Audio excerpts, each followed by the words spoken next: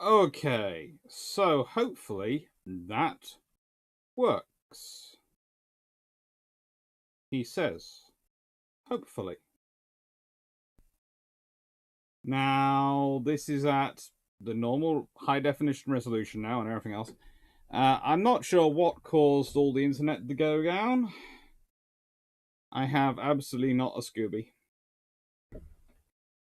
And honestly, I'm not even sure the internet's now working properly because the Wi-Fi disc above my head is still coloured orange. But apparently the hard line is now working, so we have a hard line connection, but the Wi-Fi disc above my head is still orange. I am sure I will have to fix that at some point, probably shortly. The joy of Wi-Fi. Leaving that to one side, hello everyone. Sorry about that fun. I'm gonna quickly go and do some editing.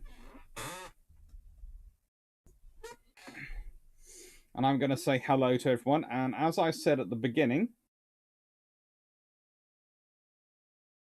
this is basically a live where I'm going to be answering the questions, etc., and things which have come about from the Long Patrol. So if you want to go and see some of the facts and discussions and things about the Long Patrol that came up about it, then,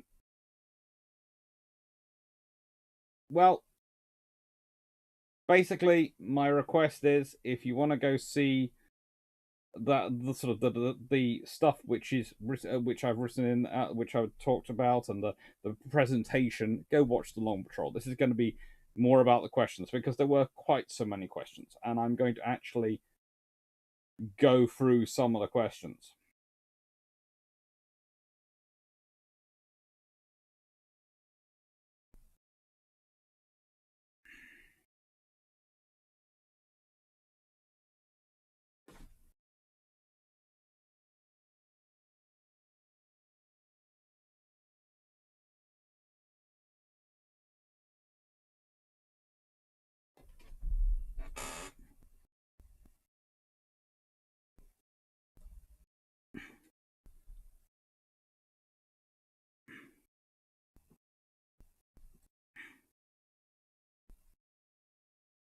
So, thank you everyone for bearing with me, and apologies. Right.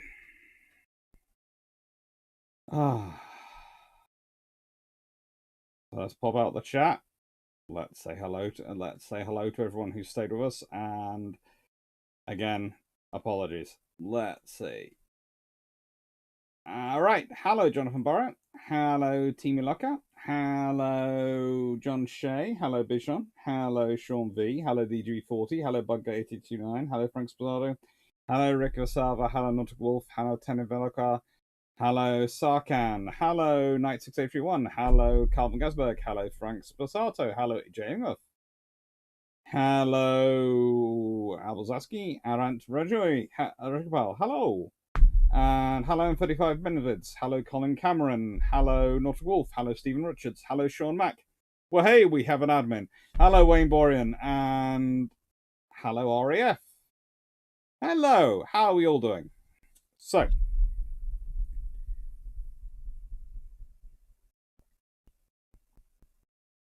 hello, Nook. Good news. YouTube notification worked on take 2. That's good. Hello, Shumi. Is the Machine Spirit playing ball? Now it is. Hello, Cody85. Hello, Richard.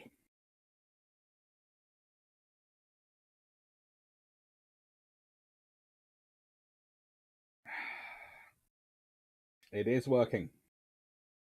It is now working. Now it's working. Hello, Stafford Thompson. Hello, War Bunny. I don't think I've seen you before, so hello.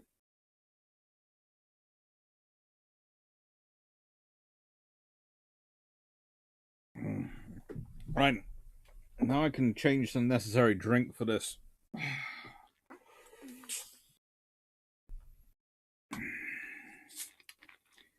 So, Pearl Harbor and the products of the Kantai Kessen. Now, before we go into this in too much detail, again, I will point out in Long Patrol, I gave you a huge book list.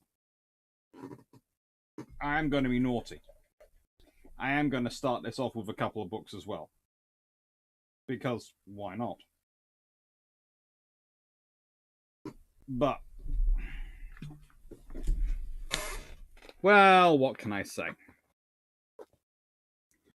One book is closer to me than the others. Right. Always good when it starts, when everything's working. It makes you feel a little bit happier, and a little bit case of, ooh, that's good.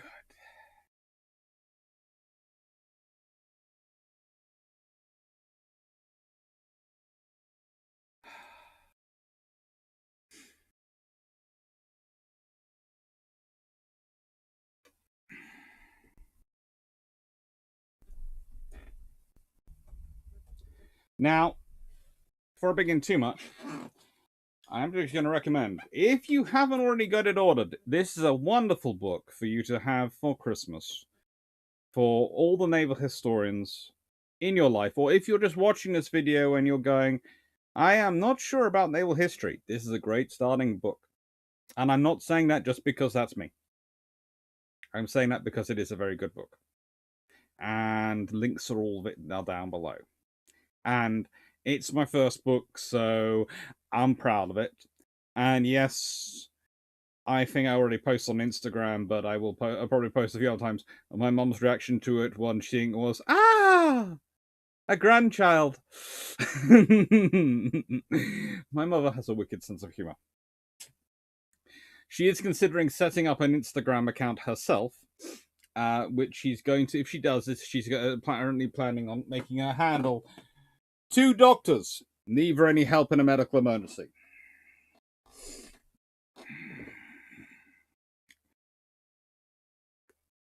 One's a civil engineer, the other one's a historian.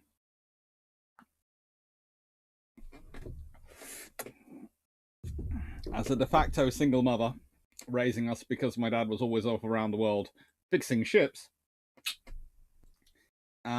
she's kind of proud of that. Rightfully so. However, the other books I have, and again, links to these, if you want them, are all down the Long Patrol. The Long Patrol link is down below.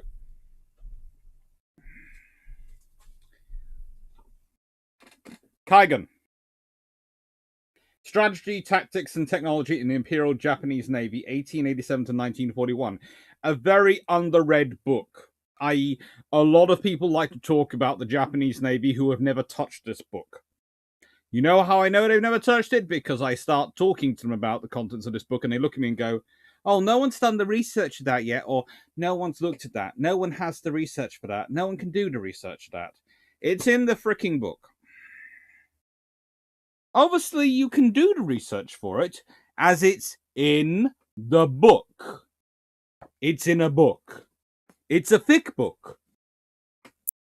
It's not as pretty as my book, and it's full of black and white pictures instead of some color ones, and its plans aren't as pretty as my book, but it's in a book. And yes, there was some bias coming through there.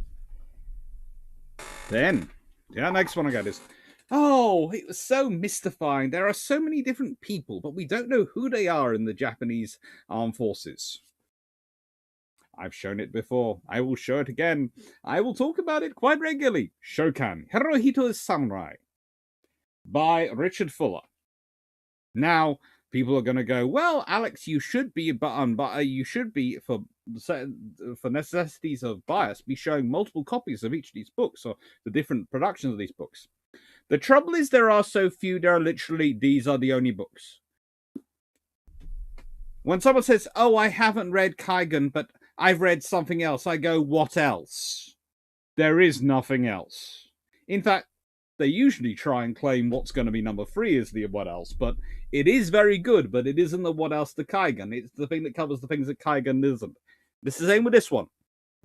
When I start quoting this book to them, they go, oh, well, I haven't read that, but I've read something else. What else?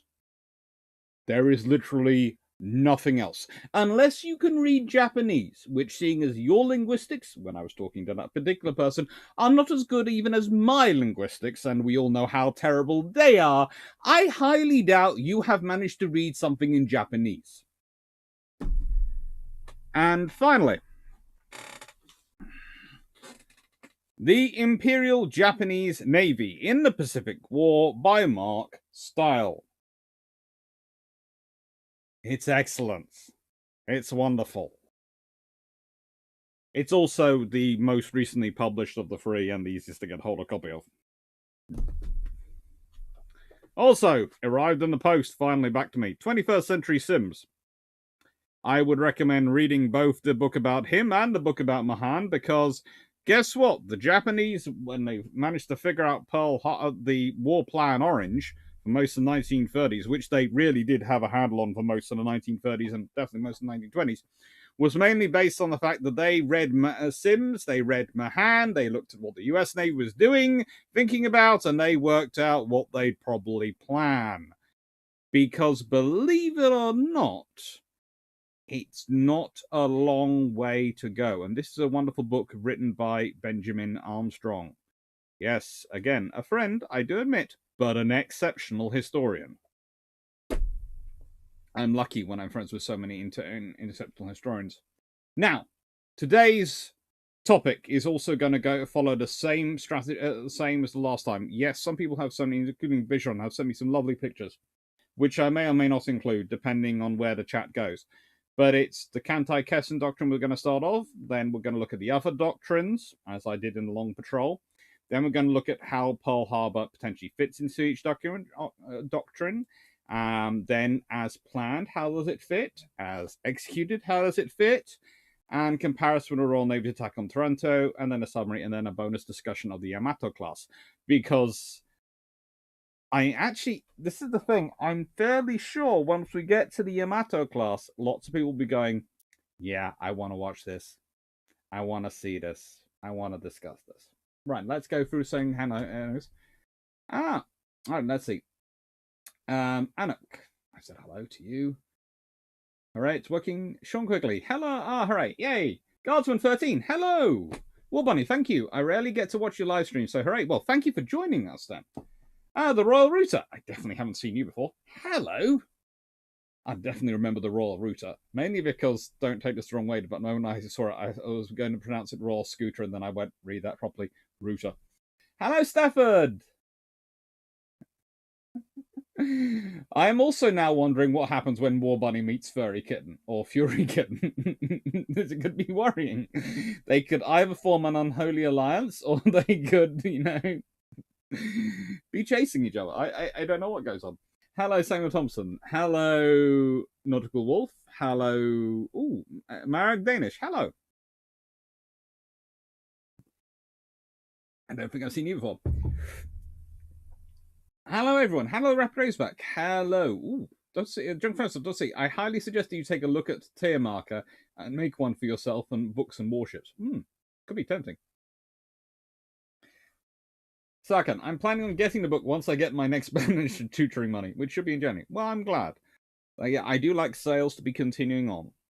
This is the thing. I like a lot of sales. I'm like them to continue on because, honestly, this is going to sound evil,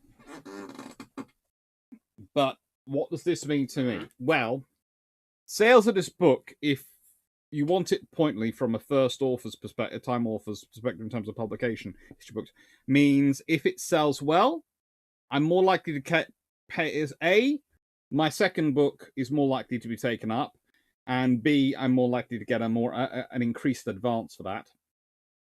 And more importantly, I can buy myself a slightly better car and fund at least some of the research for the second book based off the income from this. And the second book, which I won't announce the topic before it gets confirmed, but I think you're going to like it because I may have taken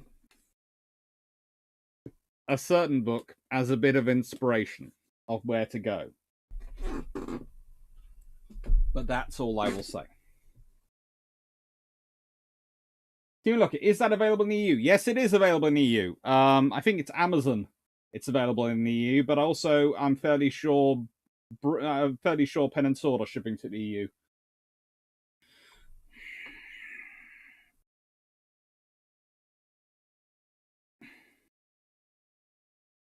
Colin Cameron, with the next book cover, you should get yourself painted in as a member of the bridge crew.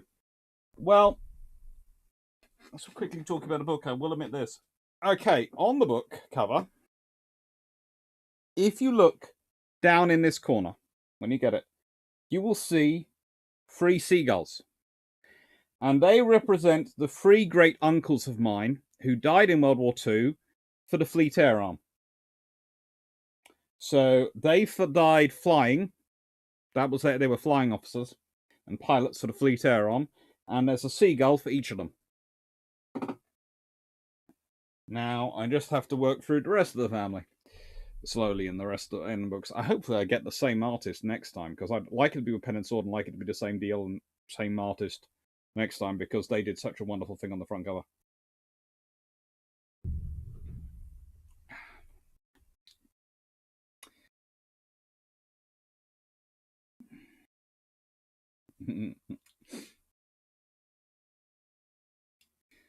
Yeah, I've been trying to get an accessible version of Kaigun, but it's been in pain. Print is very, very hard due to my vision.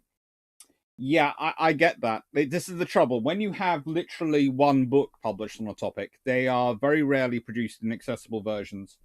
It's like for my book, me and Drac have already decided if there's enough sold that Pen and Sword decide they want to make an audible version of it, then Drac's going to do the reading for me.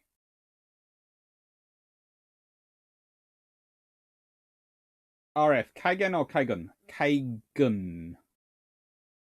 Because of the way the U doesn't have the dots on it, I think.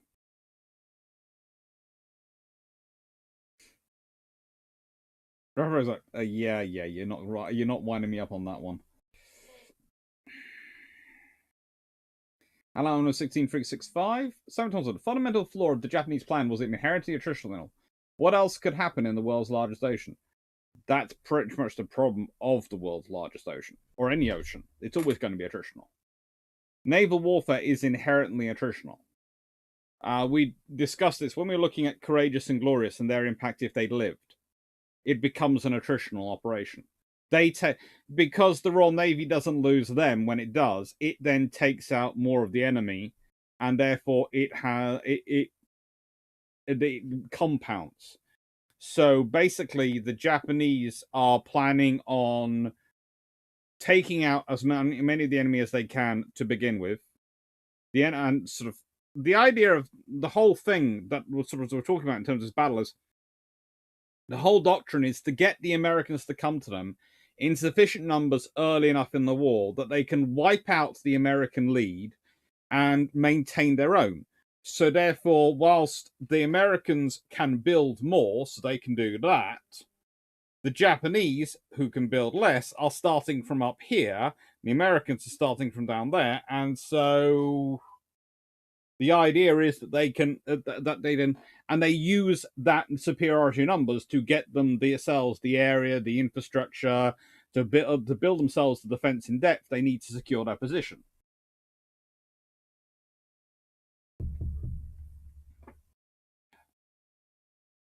Dutchman, I want to see the steam train. The railway is going to be there as soon as I've got the bookshelves sorted out. But this, you didn't know what it was, is a little mountain railway train from Snowdonia.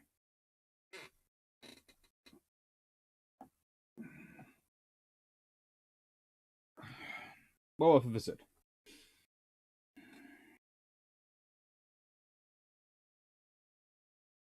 Franklin, some bias, the patron saint of picking a side. I can't count to 10 in Japanese and recognize the kanji for Hitachi Ota as that is where I was staying. That's cool. Hi, Zachary Gherkin.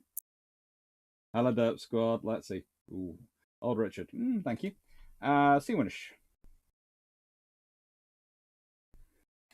See much fun. I learned how to say thank you, and that's just. I'm not repeating that one, Steve. I'm not. I don't want YouTube to get mad with me too much.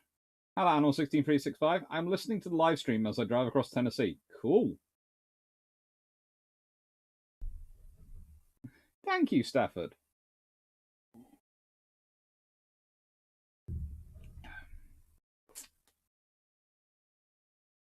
That's good. One of my friends gave me a copy of Running a Big Ship by Captain Rory O'Connor. Is it one you've reviewed on Brew Ships? Not yet. It's one I'm supposed to be getting at some point.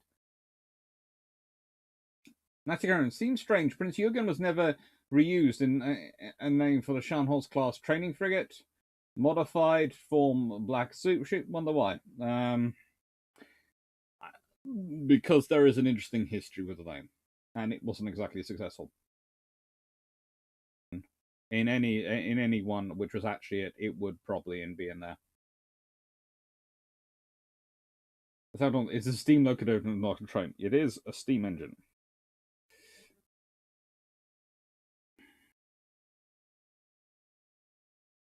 Did the Japanese ever conceive of hitting the harbour, letting the fleet come out, then hitting the fleet? To an extent, yeah. To an extent. Apparently, YouTube is not receiving enough video to maintain a smooth streaming experience. As a result, some viewers will experience buffering. I am not sure why. Everything seems to be broadcasting okay at my end.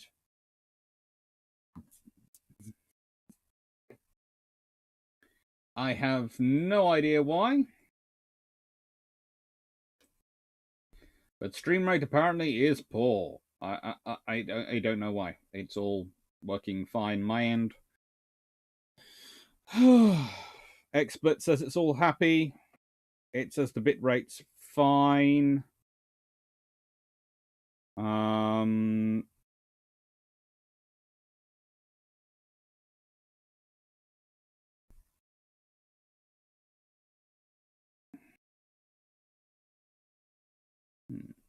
Let's go to.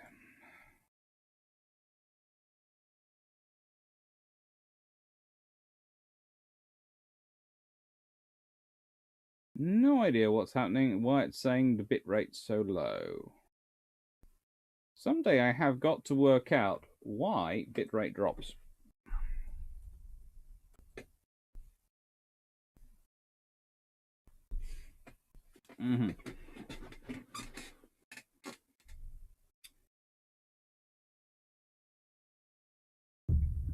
Ultimately, it's probably something to do with the processor and the graphics card on this poor little overworked laptop. But we'll see. Anyway, so let's do a quick discussion of the Japanese strategy. Okay, Kantai Kessen is always interpreted as we will have a decisive battle, but it's not quite so limiting. But saying that still, broadly speaking, the whole idea is pretty much Greek versus Romans. You destroy enough of the enemy in a single battle, you then negotiate peace from a position of strength. I.e., what happened in the Russo-Japanese War. Although, to be honest, the Japanese do it twice in the Russo-Japanese War. They do it at Port Arthur, which is often forgotten, and they do it at Tsushima. So they do it both times. The trouble is that hadn't happened until after Pearl Harbor, nor Coral Sea, and by 1944, the USN had kept winning and kept building for the previous 2 years. There is also a problem with interpretation. Each officer has their own take on it, and if we just consider the war years alone, there is Vice Admiral Yamato Isokuro, there is, and he's taking under post from Togo Hayashiro, who had actually held it before him, and had held it quite successfully before him. Then there is Yamato's successor, Kogamin Ishi, who dies very soon after basically is in post for less than 11 a year. Then there is Toyoda Soma, who is in post for a little over a year, and then there is poor Ozawa Jisabo, who basically is in post and the war's almost over. it's not like who would want to be him, really, the poor guy. He gets given a sinking ship.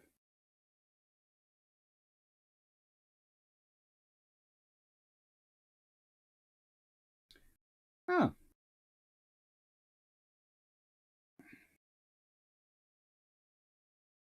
Wait, Brian, have you done a review of Destroyer Captain by Roger Hill? Yes, I think, but not actually on here. I've done one on the written one.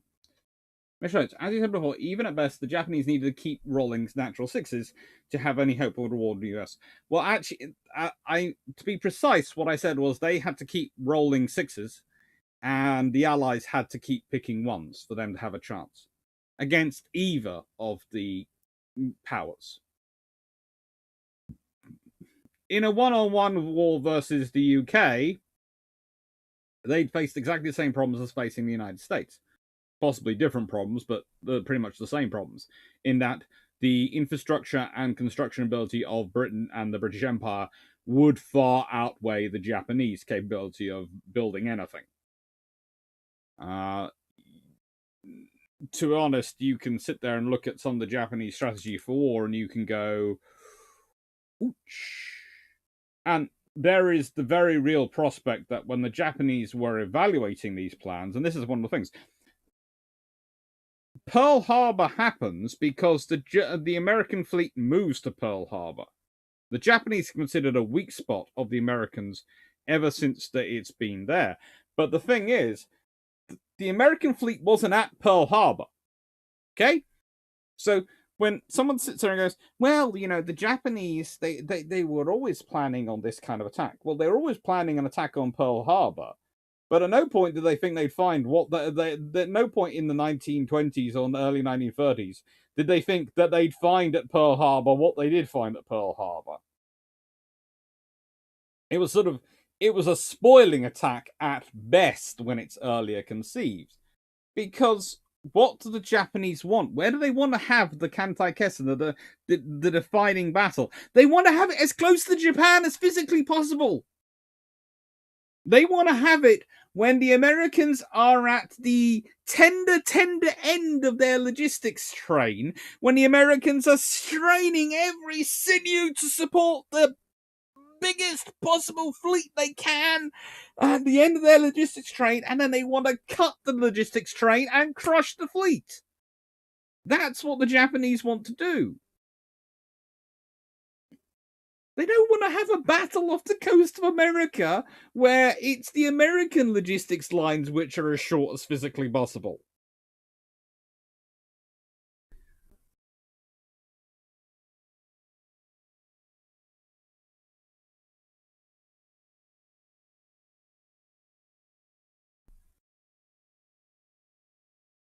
Which book did he hold up as inspiration, Nordic Wolf? Ah, yes, that was The British Way of War by Andrew Lambert. I have a plan.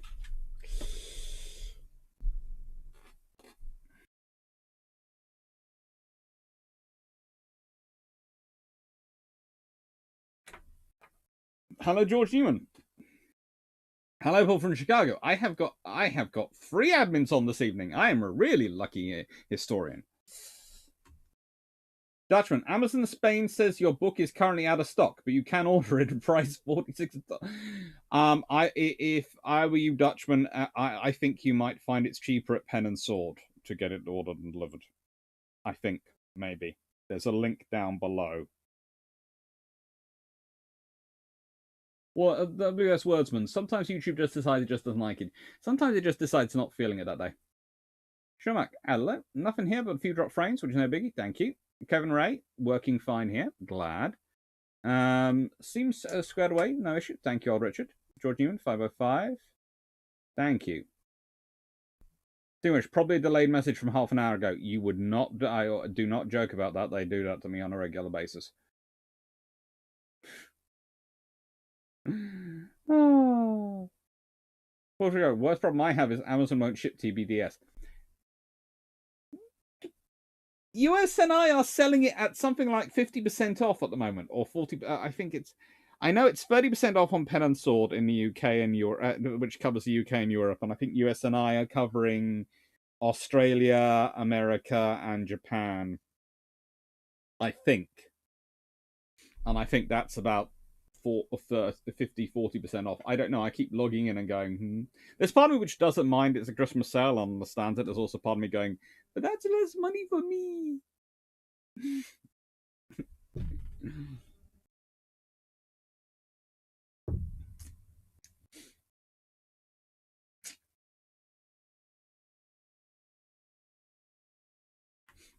Mm-hmm.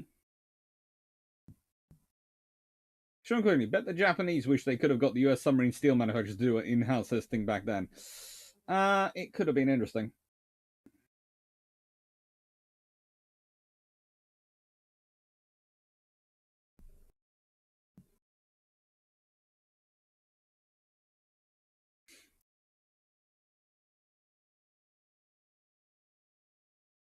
Pearl Harbor is basically a trial run for Pearl Harbor.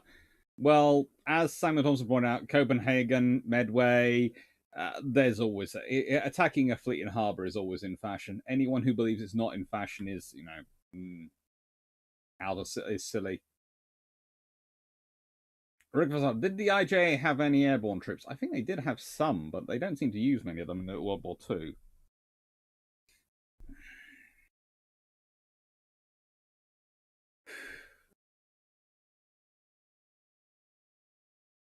That's here from 9681. As best I understand it, Doctor, targets the Japanese were actually after the Yorktown class USS Enterprise and both Lexington class USS Lexington and Saratoga weren't present at Pearl Harbor. Oh no, the carriers weren't present and they were the favorite targets. And honestly, it's not just Naguma who was obsessed with them. We'll get into that one later. Shanakino, what if Pearl Harbor also hit the US carriers? Then the US is in trouble a lot earlier on. Because if you hit the carriers and they're knocked out for 6-8 months, then you probably don't have... Well, you probably don't have the Doolittle raid.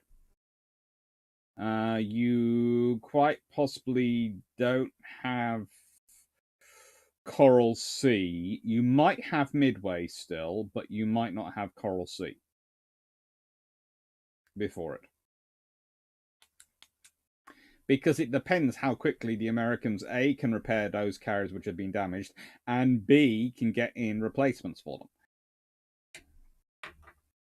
The interesting thing is actually if you cause enough damage, you might have actually caused them to have to call in the British earlier on, because the British would have had to help them stabilize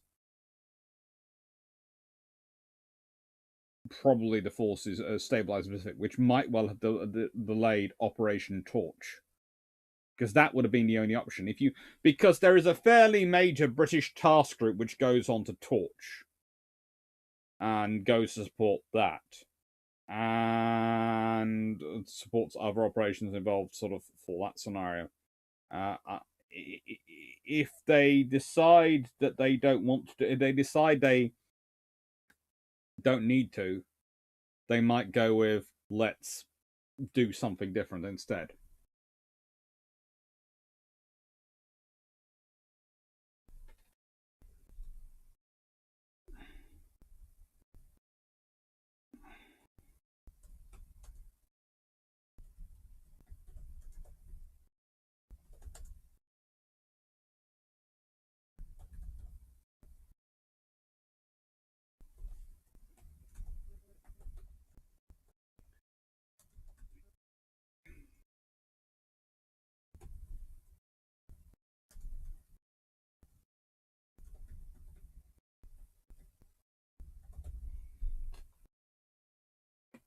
Possibly they decide something else instead.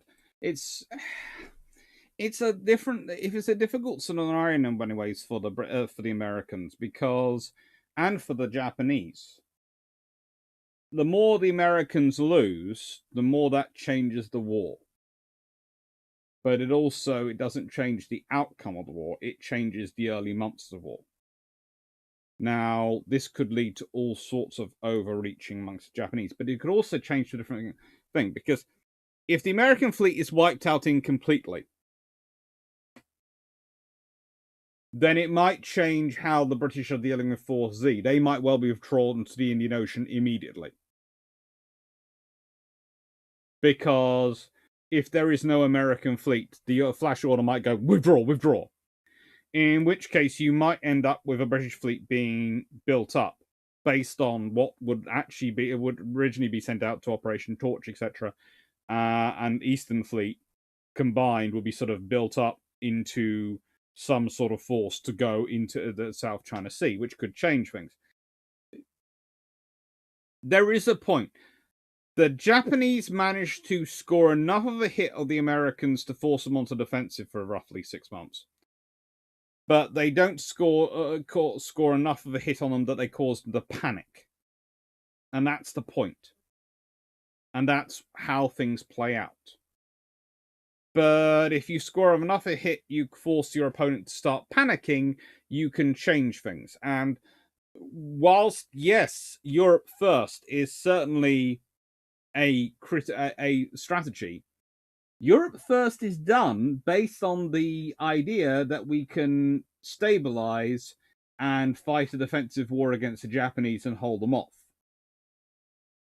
If you cannot stabilize against the Japanese because the Americans have lost their carriers as well as their battleships and are really down, then things change dramatically in that equation.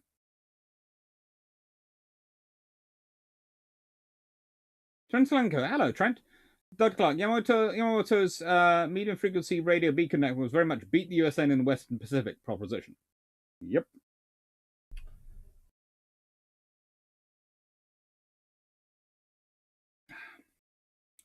Knight 6831, that's the biggest mistake of Pearl Harbor's decision to attack in the first place, as the US public didn't want war and the US wouldn't have stood in the way of most of Japan's imperial ambitions. Public opinion can be a fickle thing, and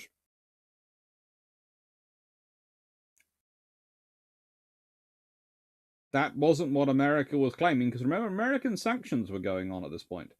There were a lot of issues for Japan with American sanctions coming through, especially the scrap iron sanctions, because that was affecting their ability to produce bullets. Sarkin, sadly, Amazon Germany says the same for the price and the presence in the stock. I actually checked how much it would cost to buy from Pen and Sword, but in real, they got to around 50 euros. Howza.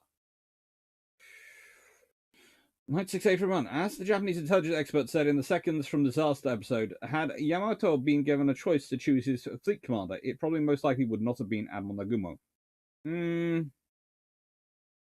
Yeah, but Nagumo is not the idiot which sometimes people like to pretend he is.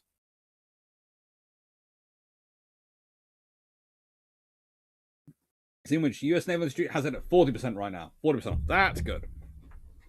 Slightly better for my finances than 50% off. Very selfish of me to think like that, I do realize. Anak, the Japanese need to destroy the repair and fuel facilities. This would have forced the USN back to San Diego and forced the logistics base back to 1,500 miles. Yes, I agree, but the Japanese fundamentally underestimate how much of a logistical facility has been built at Pearl Harbor. And for that, you have to go, and there are later slides to how quickly Pearl Harbor has been constructed. And how quickly Pearl Harbor has reached the level it was and will be evolved into what it becomes. Because Pearl Harbor is, when it's attacked in 1941, please don't get this idea in your head, it is nowhere near what it is in 1942 or 1943. It goes under exponential expansion, where the money tap is basically turned on and it's just showered in dollars. But it's still a lot better than the Japanese reckoned it was going to be.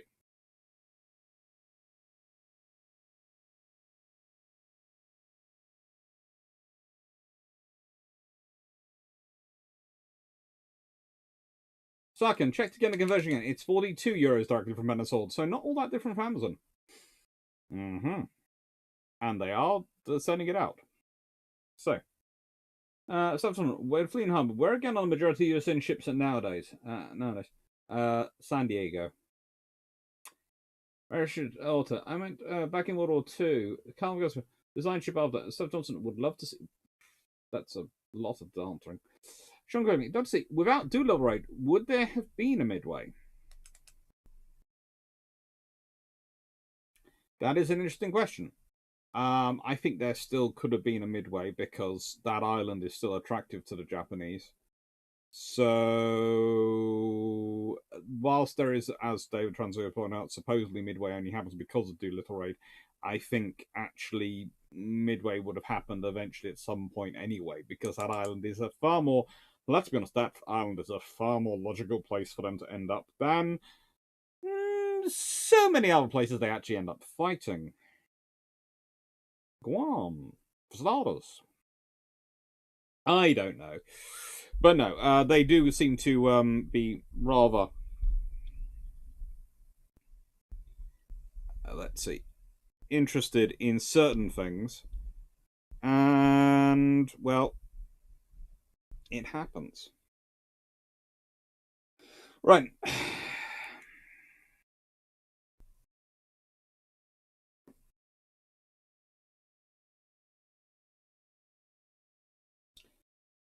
Jim Richards, because the carriers weren't in harbour, did it chuck a spanner in the works, e.g., not enough big targets for the first wave? Yes, that's why they focus so heavily on the battleships. And that's also one of the reasons why people go, oh, they are obsessed with the battleships. Well, they had to be obsessed with the battleships. There were no aircraft carriers around for them to target. But if you look at the targeting list, whenever there are on their targeting list, their carriers are their first targets, which also explains if you consider that some of the flying around and maneuvering the first wave and the second wave both do, hunting for targets, they're hunting for the carriers. And they can't find them, so that puts them off position. Then they attack other things. So this actually explains why possibly some ships seem to be oversaturated and some ignored completely because they're hunting and because of their angle attack. They're hunting for the carriers, and when they can't see the carriers, then they pick other things.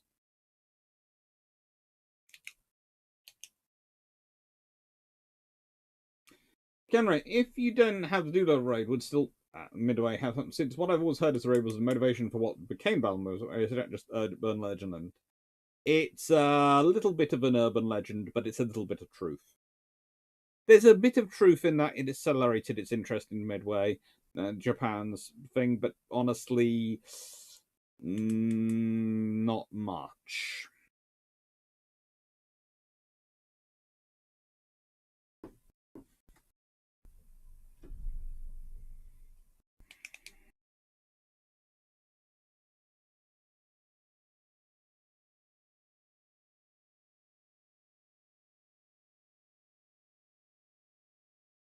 Frank's one, could there have been a good? Could there have been a good chance that the RN have ships at Pearl Harbor? Maybe not on the 7th. There's always discussions of an idea of the RN actually moving ships there, and there's even one book I've seen which claims that Force Z was, when in wartime, had been moved to Pearl Harbor, and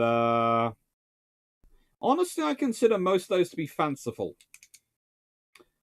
because if you're looking at it, what is the advantage of moving a British fleet there? Do the Americans need British battleships there? They don't.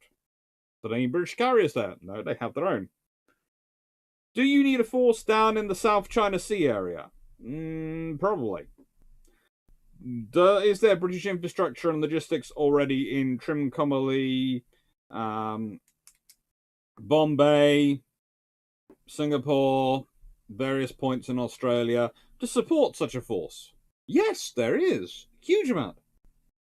So why would I move it to a place which doesn't have the infrastructure, which is already going to be packed out with American stuff and has limited infrastructure in the first place to base from? When it's been more sense for the American fleet, when they come across the British fleet, to combine somewhere in the Philippines.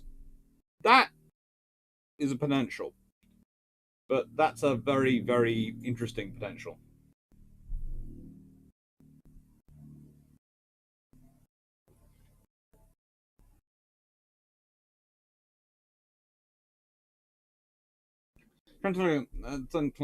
Let's see.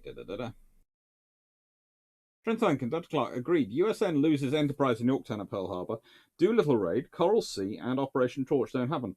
Patton in Egypt and the RN Torch Force in the Indian Ocean is most likely. Agreed. That's probably where they bring it in. You get a Patton Montgomery combination in Egypt. Ooh. Which notes, on 4C, years ago I read an account that Churchill actually considered ordering 4C to join at the USN, the night before they sortied and the Prince of Wales and Repulse were sunk. Churchill considered... One of the things people do is that the thing is, many staff officers write different ideas, and there are lots of people who have different ideas and proposals, and they put them in front of Churchill. And so Churchill considers this. Churchill might have considered this. Would the Admiralty have actually enforced it? No.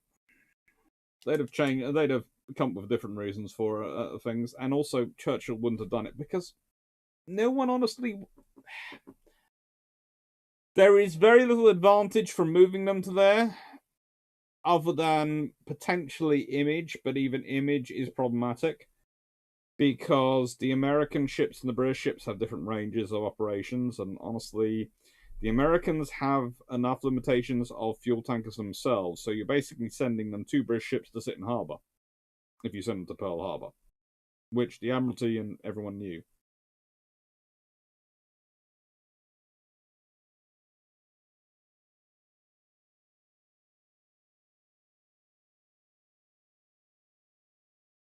Don Cameron, the biggest butterfly would have been if the UK had maintained its presence in Hawaii to stop the American takeover. Pacific Malta? That's a massive thing, so we can't really talk about that, but would have been interesting.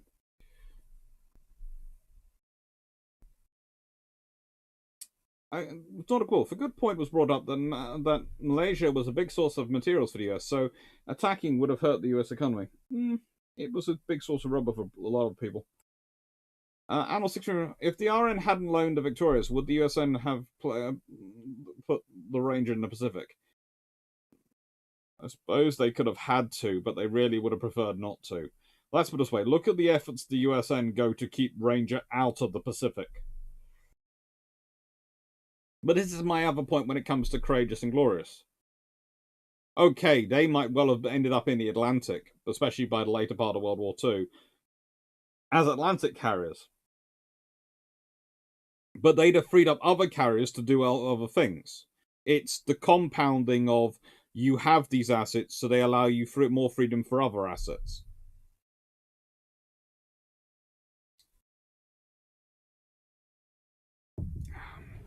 Cody of Hope, the money tap for Pearl wasn't open, it was ripped off. Jammed permanently open.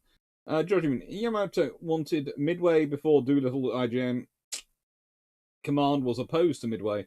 After Doolittle, they approved Midway, but Yamato had to do the illusions. Yeah, I think they approve it not because of the Doolittle raid, but I think because Yamato finally wins the argument.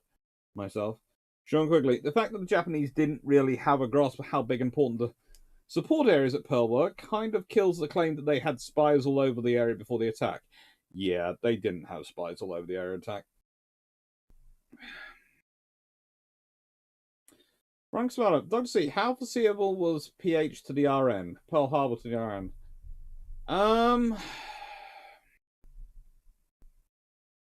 I think the RN did have an idea it might happen, but they also had an idea that there might be an attack on Singapore because they thought that would be what they would do if they were in the Japanese situation. It's not so much as foreseeable as in we have intelligence, we know that's what they're going to do, but it's the RN looking at its own playbook and thinking, what would we do if we were in that scenario? We'd bash them hard. Yeah. Animal Introductions. Wasn't one of the Queen Elizabeths at Pearl Harbor a week prior to the raid? Nope.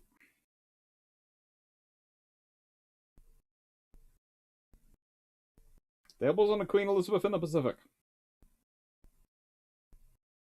They were all under use. Queen Elizabeth's turn up in... I think there a couple turn up in Pearl Harbor at some point later in the war, during the sort of the British Pacific Fleet era, but none at this point.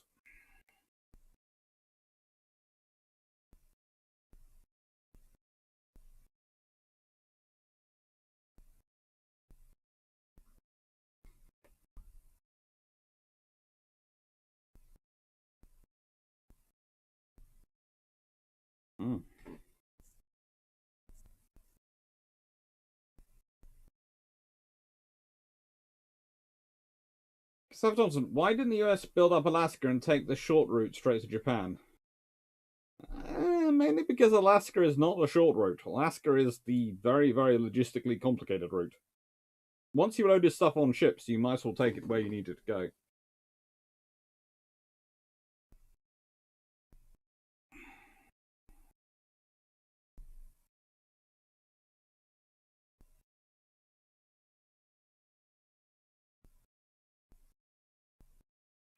The Imperial Japanese Army drafted operation orders for 3 divisions to commence training for invasion of Hawaii shortly before Midway. See John H. Hawaii under the rising sun. The IJ occasionally draft these things, but that's kind of like, that's Gallipoli all over again.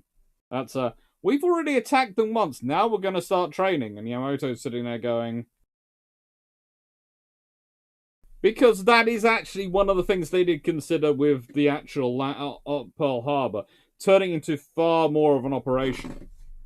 And actually, you could argue that would have turned it into a decisive battle. Because if the Japanese had not only done the damage they'd done, but then landed and taken Pearl Harbor, well,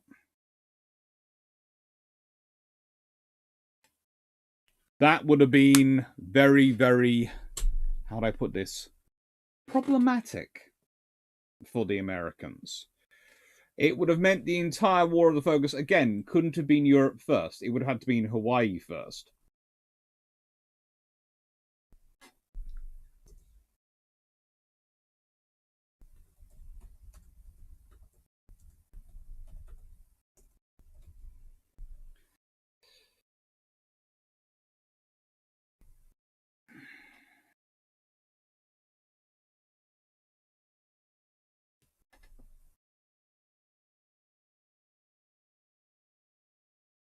Mm-hmm.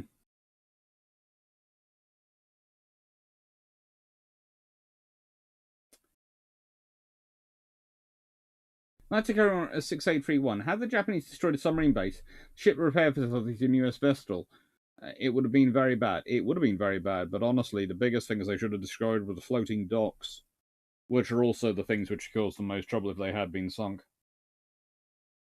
Nightarian Productions. If events elsewhere had allowed for a decent-sized RN fleet, keyword being fleet, at Ceylon in late 1941, would the IJN have maybe made plans of dealing with their force whilst December 7th was going on? Would it be possible to do anything meaningful in the Indian Ocean prior to the capture of Malaya? Well, for starters, you only have so many carriers. So you can either do a strike on Pearl Harbor with your 6 of your 8 carriers, or you cannot. But sending them to the Indian Ocean is not going to be a good idea because, again, Pearl Harbor you can sneak up to because of the way the water, it's the big ocean, you can get over it. But you think about the approaches to the Indian Ocean. Pretty much every channel you can go through is either watched by the Dutch or the British themselves.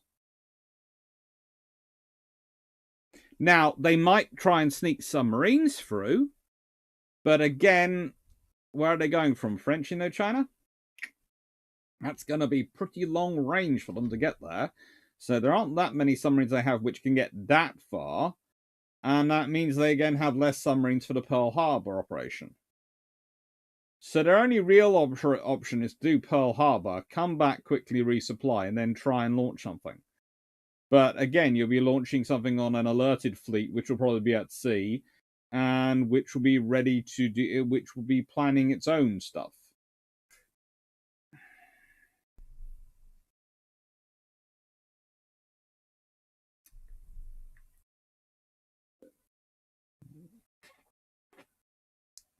Frank's Runner, Dr. C. If the RN had the ability and resource to start their own defensive in the Pacific in 1942 November, what could it look like? Where'd they go? If they're starting in November 1942, then their probable first target is to try and take back Singapore. Because if they take back Singapore, they immediately relieve pressure on Australia, and they relieve pressure on the Indian Ocean. And if they can do that, then they push north from Singapore. So you probably see them pushing. Once they've taken that, you then would have probably a fusion between the British strike groups and MacArthur's forces.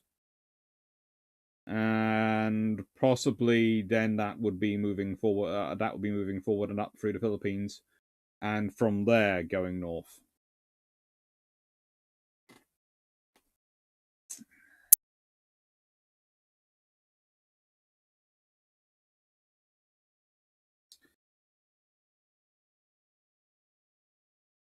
Nice second. Had the Japanese destroyed a Pearl Harbor tank farm, causing more than 650 million liters to explode, that would, according to Admiral Nimitz, set the U.S. war effort back till 1943. I'm not sure 1943, but I definitely think mid-1942 before there is anything like looking at operational.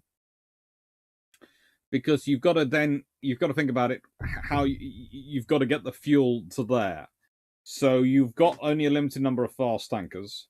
You either use the fuel to get it to Pearl Harbor to allow the fleet to operate in the Pearl Harbor area, or you can use it to get from the Pearl Harbor area to another one, and then having a chain of slower tankers just constantly going backwards and forwards between Pearl Harbor and using what is basically the storage capacity at Pearl Harbor to even out the differences in, as they're moving up. But it's problematic. It certainly is problematic.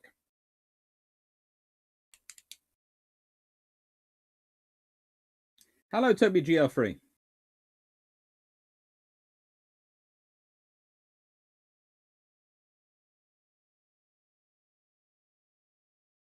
Badguy229, if the Japanese attacked Pearl and missed the major US units, would the US try to reinforce the Philippines, or did they know it was lost right away? Oh, they'd have tried to reinforce the Philippines.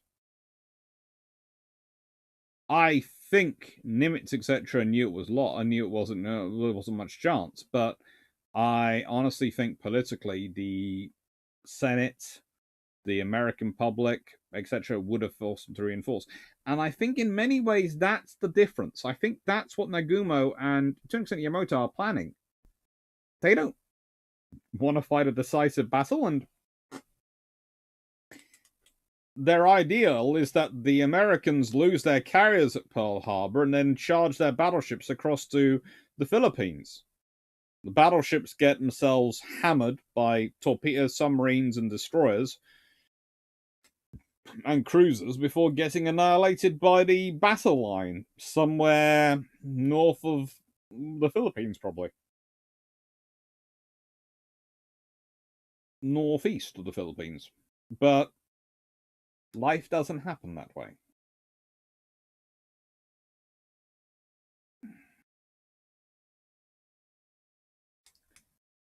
The Royal Router. Where would the Japanese have struck if the Kido Badai were spotted en route to Pearl Harbor and Nagumo followed his orders to let her turn back? Nagumo would have sent off the radio message. They would have called off the exercise and held it off for a few months. They might still have ended up striking Pearl Harbor, but they'd have probably waited. And Yamato might well have managed to replace Nagumo in that time.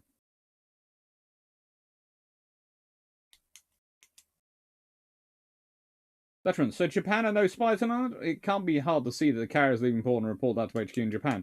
How difficult would communication be for a Japanese spy? Pretty difficult. And you've got to remember, the communication has got to go from the spy to whoever is sending the information back, because it's probably not the observer, to Japan to be decoded and worked out by Japanese HQ. And then they've got to send that back to the fleet to update their targeting list. That's quite a long loop for 1941. And it's quite difficult. And if you think about it, if you think of the size of a long-range radio, again in 1941, we're not talking about modern little satellite dishes that you can use to send instantaneous burst transmissions. It's going to be loud. It's going to be large. And there are lots of people alert and hunting for it, which is another problem I have with people going, there are so many spies around Pearl Harbor. Really? Do you see how much effort the US Navy and the various federal departments of the state, well, the various alphabet agencies around the time were actually putting into hunting it down? And this is all Yogeki Sakusen, which is interception attrition operations. This is the Japanese plan for how to beat a larger fleet. The idea is not to go out hunting for the enemy, but to have them come to you, which the British had worked out was the Japanese strategy, and to an extent, I think the Americans had worked out was the Japanese strategy. The Americans just didn't realize the area of attrition extended to the Philippines, I would argue. The British thought it might include sections of the South China Sea, but it was that explains their different operational techniques.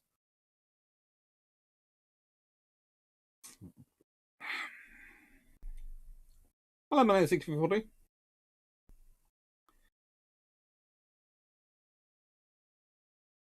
That's right. I believe one of the QEs did do a refit in Puget Sound Naval Shipyard, so technically in the Pacific.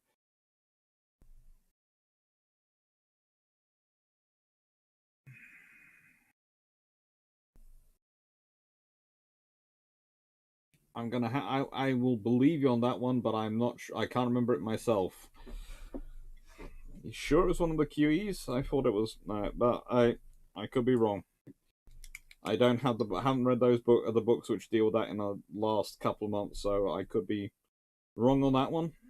So I'm not going to go into that one.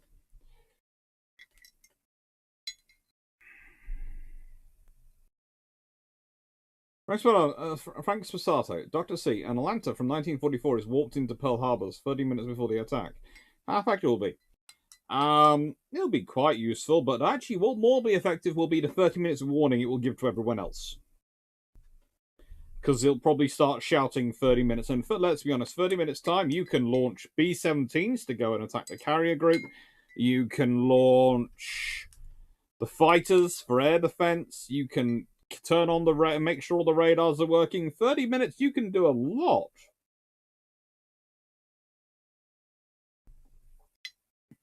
You could even start spacing out the battleships on Battleship Row a bit.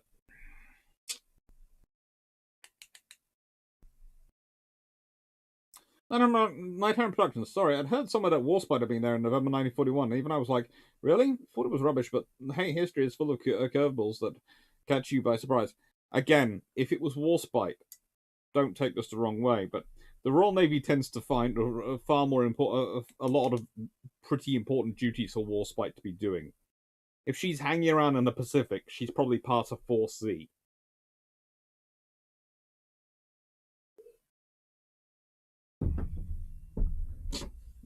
And the whole point about them was they were the only battleships anywhere near the area which were British. And again, if Warspite had been in Pearl Harbor in even a week before, you consider the distances of the Pacific involved, she would either be in potentially heading for Singapore and joining up 4C, and then she's got to probably fill up on the way. Or, when I say fill up on the way, I mean, not sort of tanking, probably just visit Australia or something like that. Or, alternatively, she's going to be in the Panama Canal. In which case, the Americans have just lost their battleships. What are the British going to do with Warspite? They're going to turn it around, send it back to Pearl Harbor. Hey, we've sent you a battleship. Especially after the loss of 4C. It'll be a token gesture, but it will be done.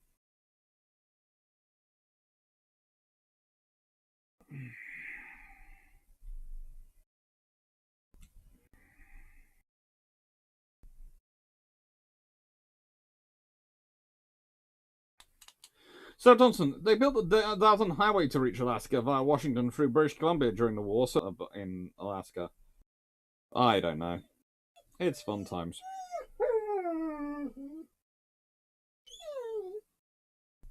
Is there a problem, Fluffy Research Assistant? There a fox out there, or wind?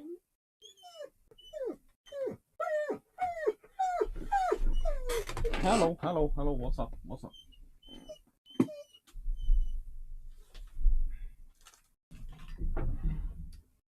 Did it? Right. What's up, boy? Come on, What's up? I think someone needs to entertain themselves a bit.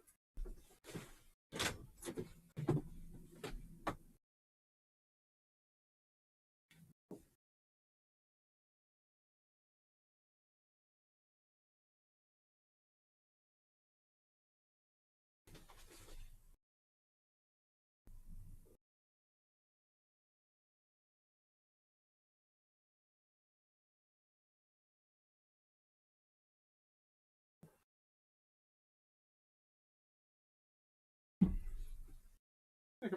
Good boy. Ba-bum.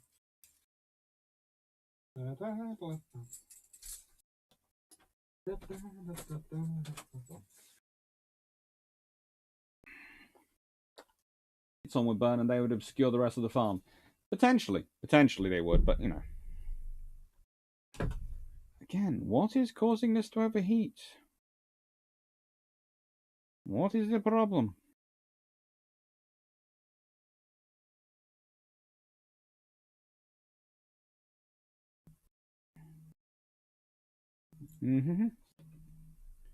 Bitrate's gone down really, really low, and I do not know why.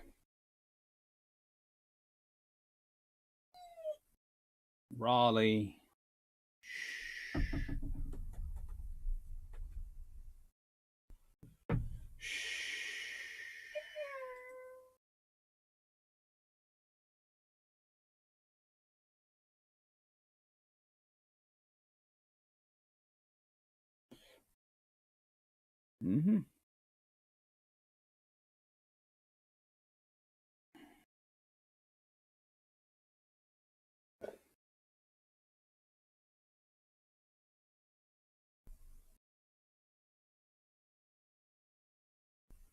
Yep. Okay, well, that's the other thing which I'm going to have to obviously add on to if the books sell enough of. I'm going to have to make sure I get that new computer. Because the bitrate has gone down really, really low on this one.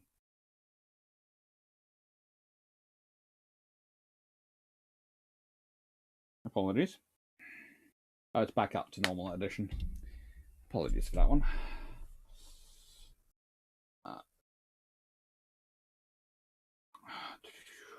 I take her. Yeah, no. Abazaski. So in a midway, if midway also wasn't part of the Kantai Kessen strategy, it was IJN going to USN and not the other way around. Yes, because the whole point of this strategy was that you were supposed to be fighting where you were strong, and the other side would be weak, so you could achieve a decisive victory. Make the enemy come to you, be at their weakest point, and destroy them with your strength.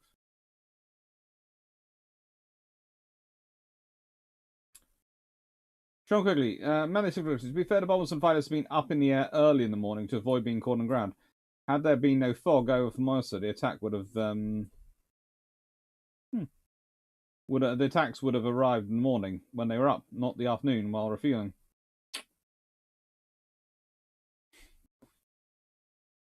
Meh.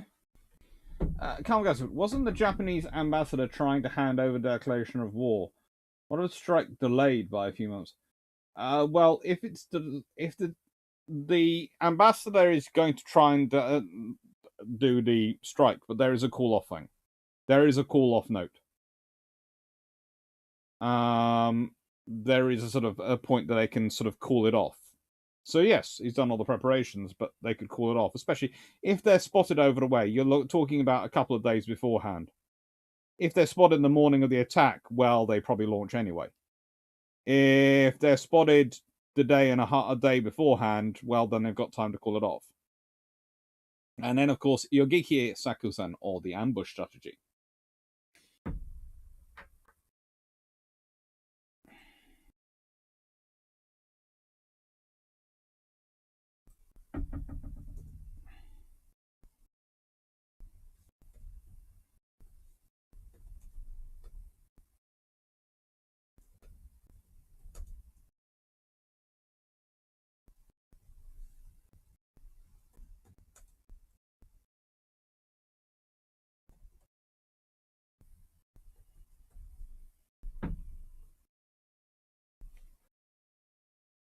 Oh, you poor little thing, you're hot.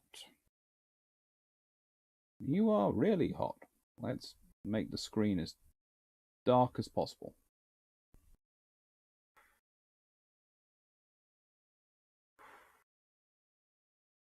You are burning up, my poor little thing.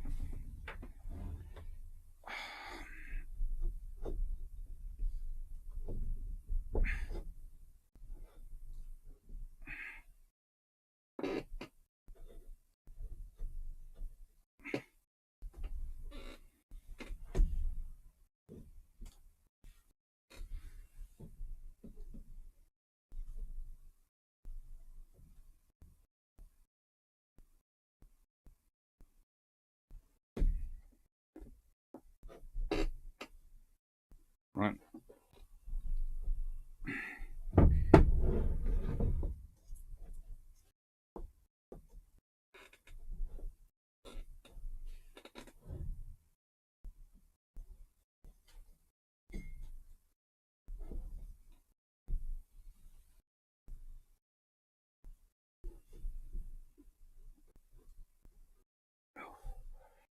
Right then, we'll see if that helps it, because I have managed to change the bit underneath it from being firmly against it to being something which is a little bit further away from it.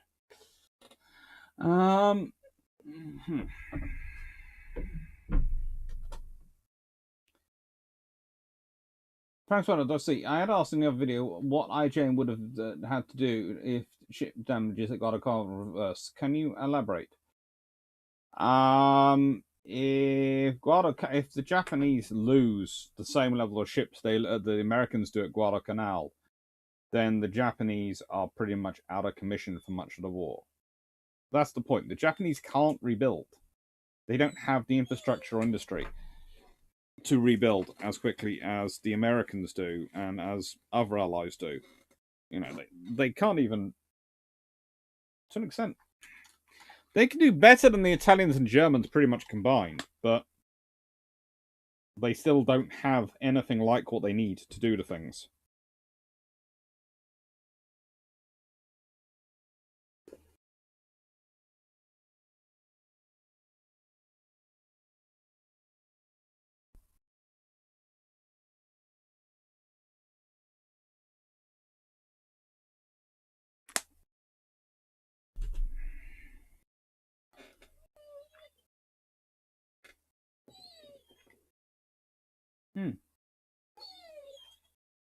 Hello, what's up? Come here. Do you think, Budgator, do you think the radar alert and submarine sighting and attack at entrance to Pearl Harbor would have allowed enough time to make such a much of a difference if US commanders took them seriously? Probably not. They might have allowed something, but the radar alert probably more. The radar alert would have provided enough warning to get air fighters in the air. Submarine sighting, by the time it was committed to the actual people who would be ordering fighters in the air or things like that, not enough.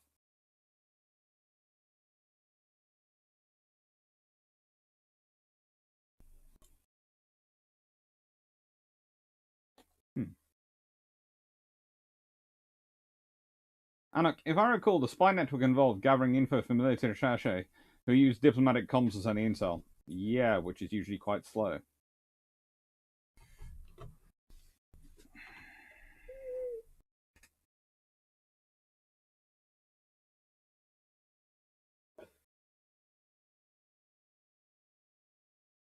Launch B-17s? What? Would they have got them armed and fueled in that time? With 30 minutes, they could have probably launched some. How many they could have launched? Not sure, but they could have launched some. They would have done their best.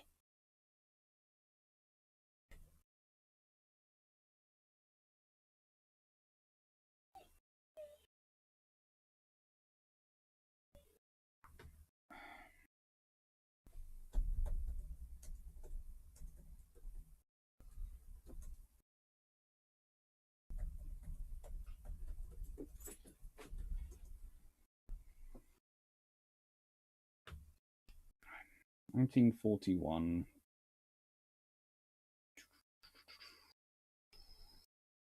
39, 40. Sorry, this is for. I'm looking up for the answer to the question on that.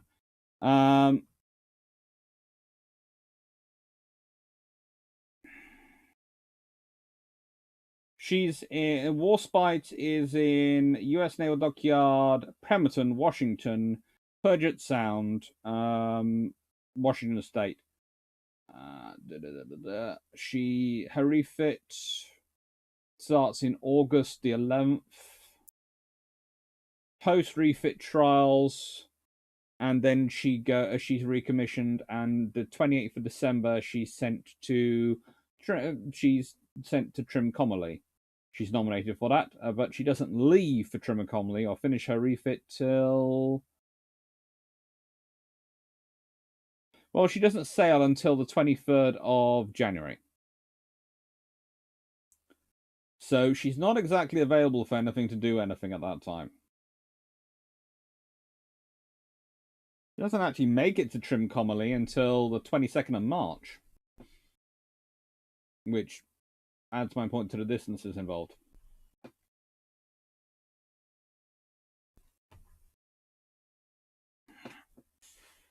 But no, that's not Pearl Harbor. That's a long way from Pearl Harbor.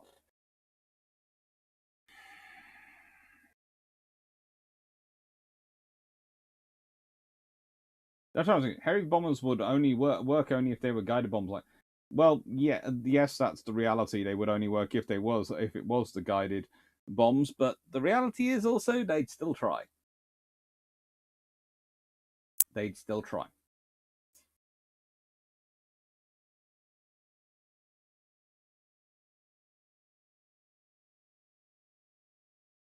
They were on war footing. The plane should have been at ready status. There weren't the supplies. Pearl Harbor did not have the supplies. You know, one of the arguments the Admiral Richardson deployed for not maintaining the fleet at Pearl Harbor was because not only did they not have the munitions there, they didn't even have the targets there for them to train with.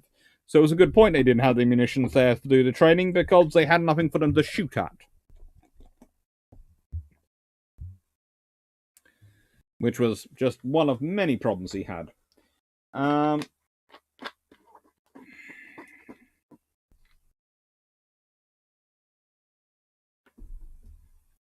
Hello, Kenneth Johnson. Hi, and evening, Doctor. Weren't most of MacArthur's forces Australian British, which he fought little of until after Papua New Guinea County, even though some were North Africa, Crete, and Greece. Some of his forces were, not most of them, but some of them.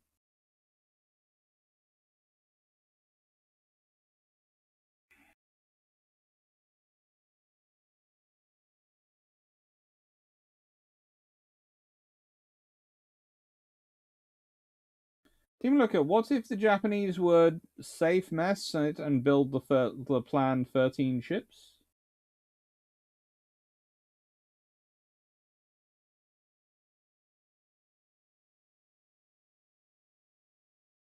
If they manage to build all their various circles and in terms of fleet, they have a lot of ships, but the trouble is they can't build them. They don't have the infrastructure available.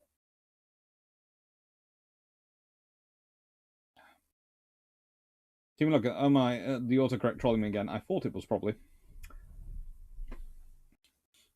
Sure, heavy bombers can disrupt carrier operations by forcing you to evade. Yeah, that's pretty much it. Next one, Dodge C. Complete reversal of Pearl Harbor. All IJ and USM units replaced. How different are results?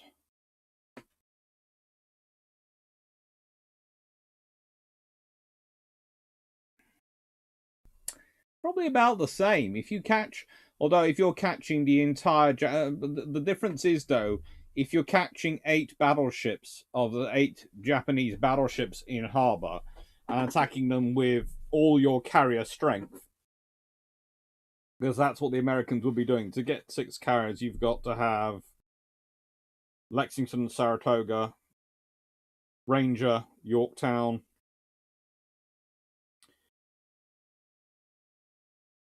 Hornet, and Enterprise. You've got to have all 6. If you do, if you catch them all, that's just not going to be nice.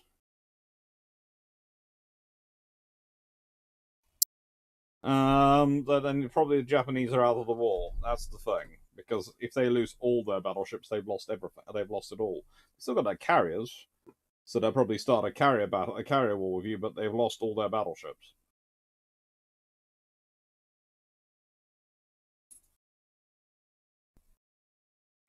Single stream. I'm only drawing a single stream because of the high CPU usage and the fact that it's, although it's cooling down, the CPU is now cooling down. Still very, very hot.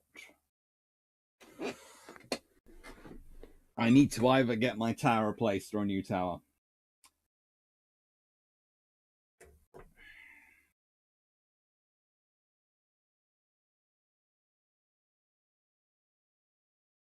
Nighttime Productions. The source I read had her stopping by Pearl a week prior to the raid, which I believe and still do to be false. Well, she was in refit from August, so there's no way she was available in December.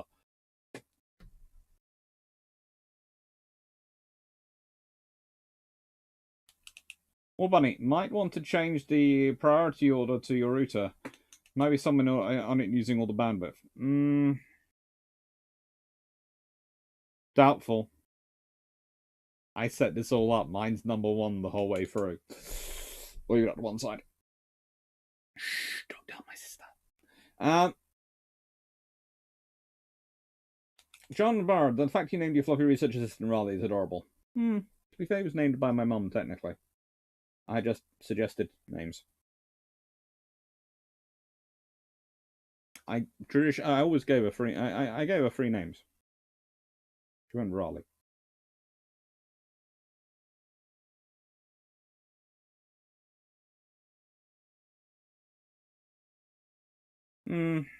I'll leave the camera quality as it is for the moment. Hoping to build a new one, but it could end up being a custom order for my laptop, for my new, for my tower. Could end up being that.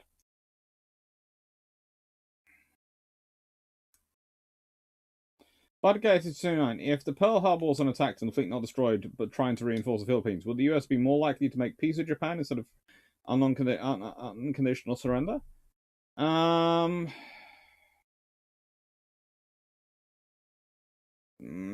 Potentially, but probably not.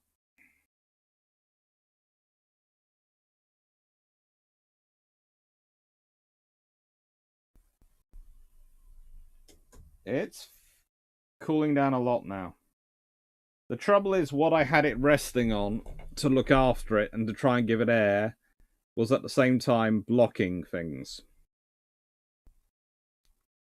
And before you ask, yes, I brush it out regularly to make sure it's cleaned.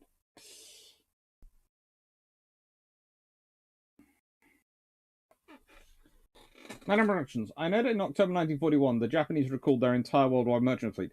How much of a warning sign did the Allies make of this? A massive warning sign. But the debate was whether or not, and you'll hear this if you've listened to Build from 75, whether the Japanese were going to go north or south. They knew they were going one way, but were they going north or south?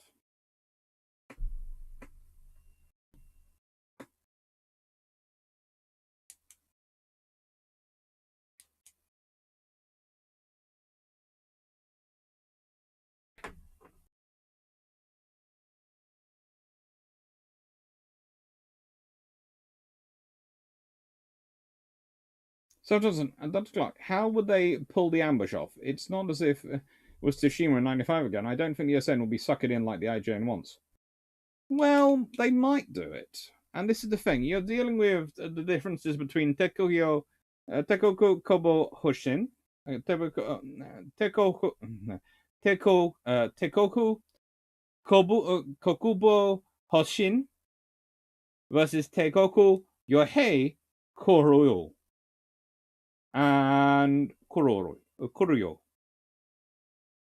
And the differences between their policy, their doctrine, and their actual implementing of it. The Navy shall conduct operations aimed at annihilating the seaborne forces of the enemy as far as possible by forestalling them. the whole point their idea wasn't to sucker the Americans into coming to Japan. They weren't suckering.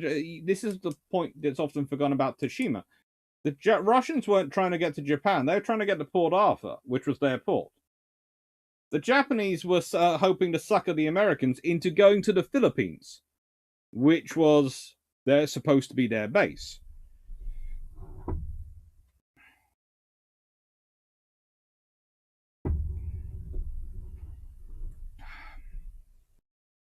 So the idea was, as the Americans came in, they wouldn't realize until it was too late that they were well within range of the Japanese.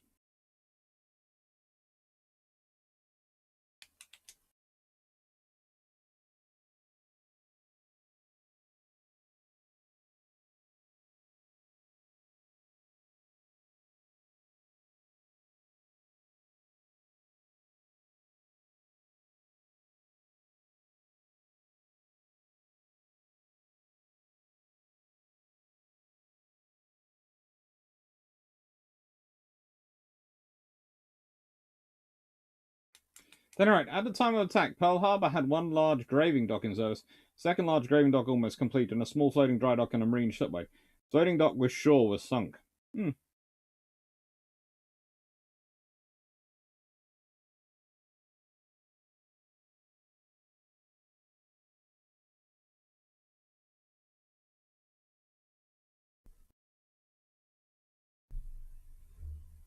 Hello, Dan Freeman.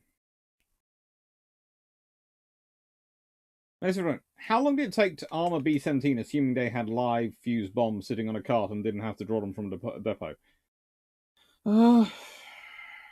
A good team working at full pace could probably have got them loaded with what would be an anti-shipping load, and probably a half load, not a full load, and airborne in about 20-25 minutes. So you wouldn't get a lot up, but you could get a couple up.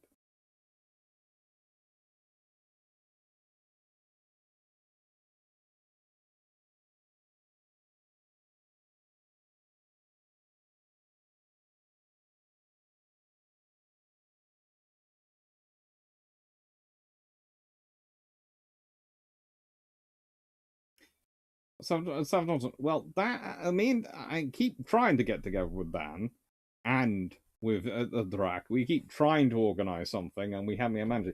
Mainly because Dan's our designated Dan Freeman, this as well as admin on the channel. He should get thanks for this. Is our dedicated medic for when we ever do these weird sword fighting things. Unfortunately, he couldn't be there for our previous sword fighting one, but there might be more coming up soon. War Bunny, how different do you think the war would have gone if Yamatos had been designed and built as carriers? That could have been problematic, but also that would have led to a massive increase in terms of Japanese recruitment of aviators, which could have forced them to actually modernize and professionalize their training and recruitment process for aviators, which could have meant they actually don't suffer from the shortages later in the war. That crippled their fleet air arm because they had aircraft, they had ships, they didn't have pilots to fly them.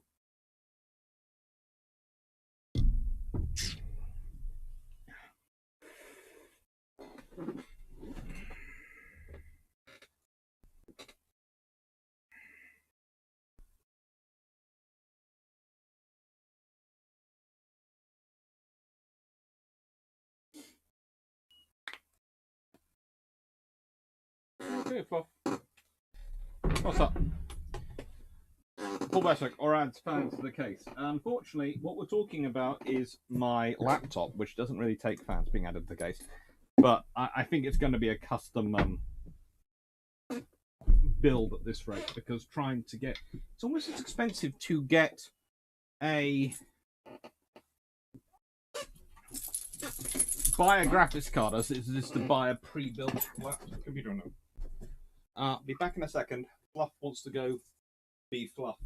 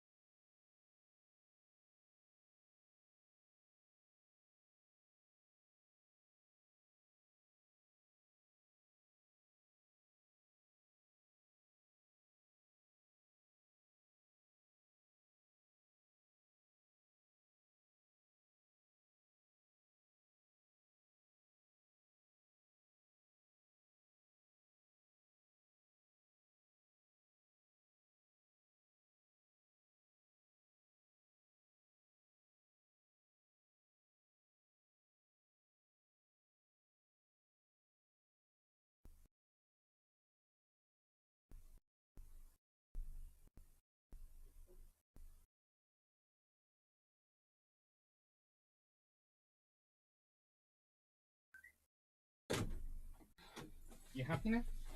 Good boy. Yes, you are good boy.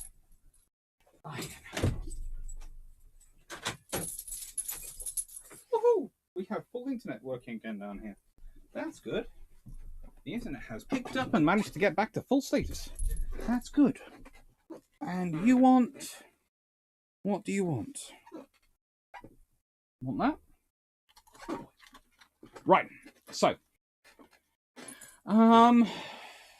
So, in answer to the War Bunny's question about the Yamatos and their effect, well, that would have been massive. That would have been a very, very big difference if Yamatos had been carriers. It could have led to a very big difference in terms of Japanese approach. But ultimately, would it have changed the war for them? No.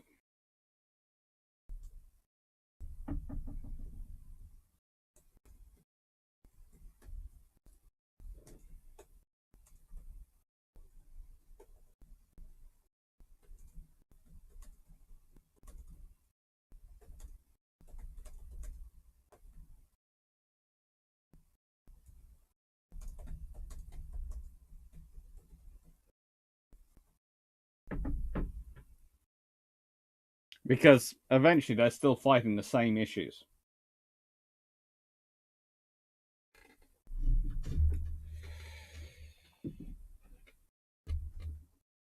First one else. So take Dr. C. Take Napoleon, Nelson, Alexander the Great, Caesar, Washington, and Genghis Khan.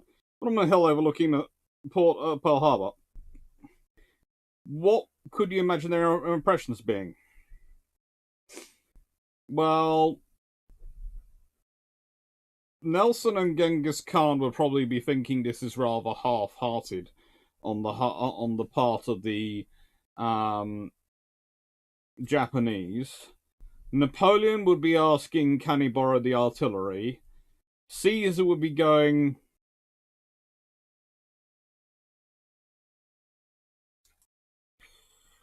and probably trying to find the nearest restaurant, knowing Caesar, wanting to try some salad.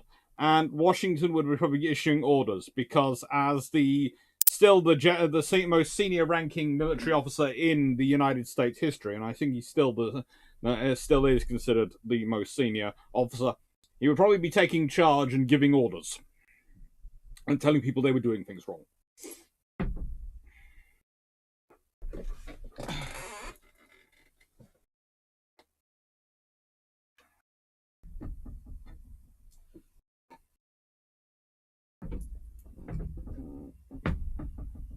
In the peacetime setting, would the British do better than the US if you swap US forces and British forces at Pearl Harbor? This is going to sound strange, but the British tend to be more paranoid than the Americans when it comes to their basing, so they might have done slightly better, but not that much better.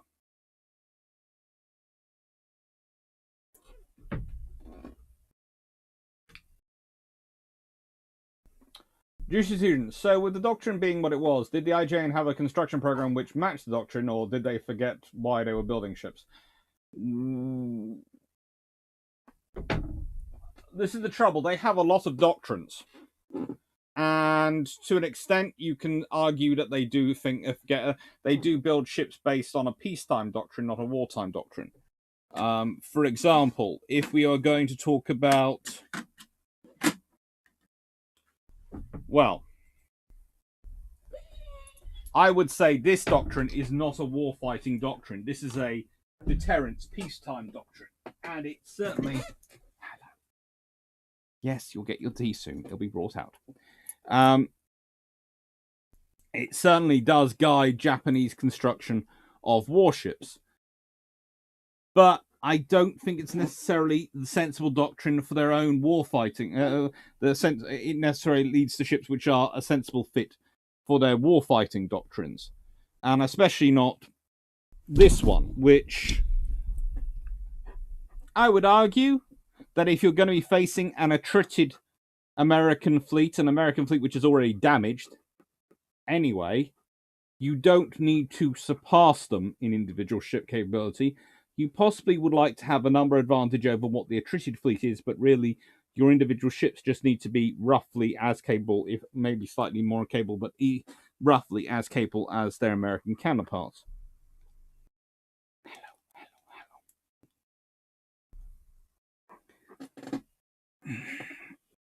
Yeah. Oh.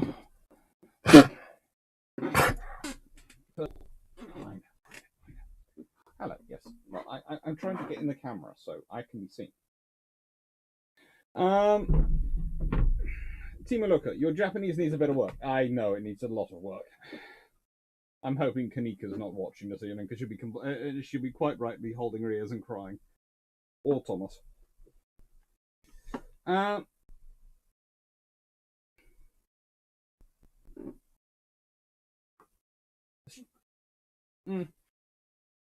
Decision. The Battle of Samar shows how possibly an ambush in littorals near around the Philippines was. You could definitely set an ambush there in 1941. Yes, pretty much. And although Darius Ratsky is pointing to Percival he's a British Army commander, not a Royal Navy one.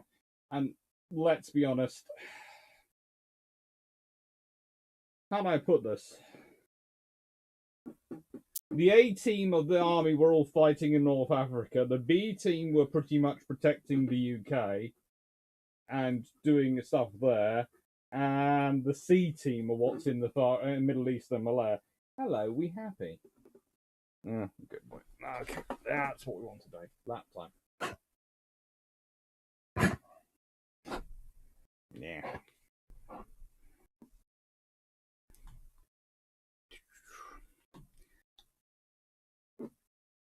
So Johnson, so the IGN would be doing an Oprah, you get a long lance, you get a long lance, you get a long lance, while 18-inch shells rained down from behind island cover. Potentially, but unlikely. Unlikely the 18-inch shells raining down from behind island cover. Frank Swanner, honestly, the RM get a second chance of the Taranto raid in 1941. How well it could it be? It depends. If the Italians are all concentrated in Taranto again, and the RN manages to concentrate carriers. This is the point. The limitation on Taranto was the fact that they only had one carrier available. They planned it for 2 carriers.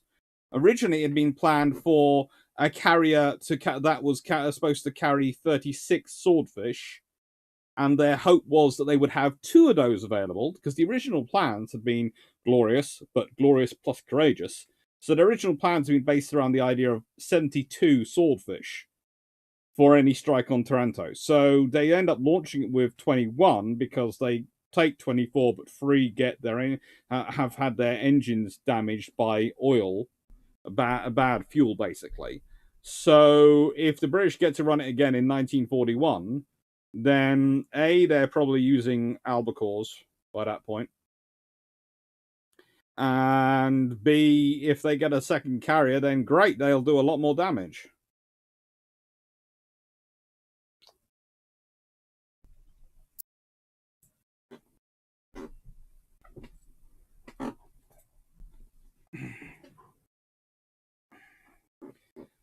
I'm worried about saboteurs. Well, the point I would make is, as I understand it, the American airfield is basically an island in the middle of the bay. How worried about saboteurs are you really? And also, again, armed guards and dispersal would probably work quite well against saboteurs.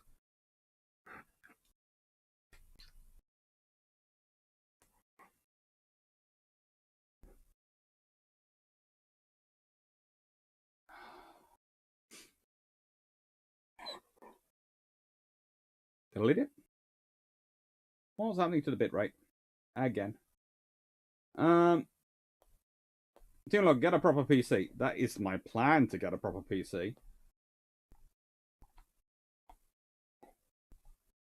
Thank you, Jim Gerson. Hello, thank you. Yes, this is the research assistant.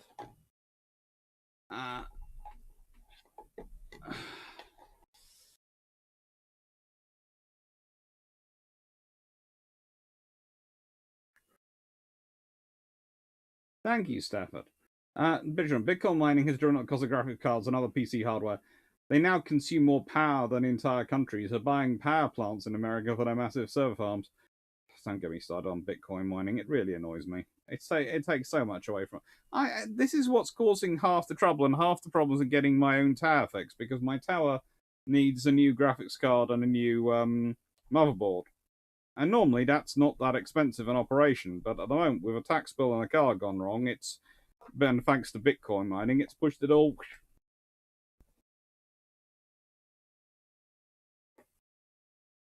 Yes, this is the fluffy researcher. This isn't.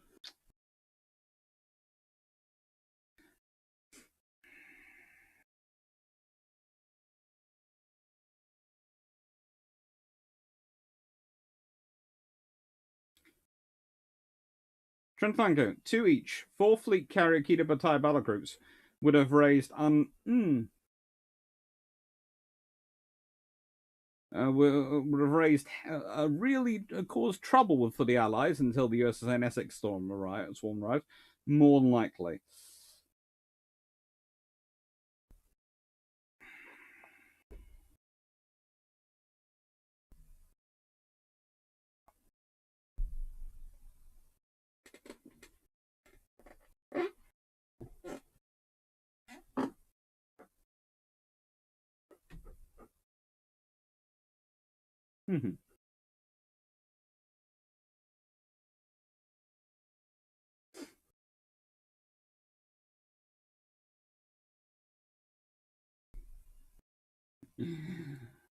Seneca, the fluffy researcher is very much a camera dog. Yes, you are, aren't you? You're doing your artistic. Have you noticed there's a thing in front of you? You're still going there. Oh, thank you. It's always lovely to get a fat lip off up. Hello. Hello. Yes. Hello. Yes, I am trying to resolve the question. Hello. Just spot the question and work out what. Could you mark the questions?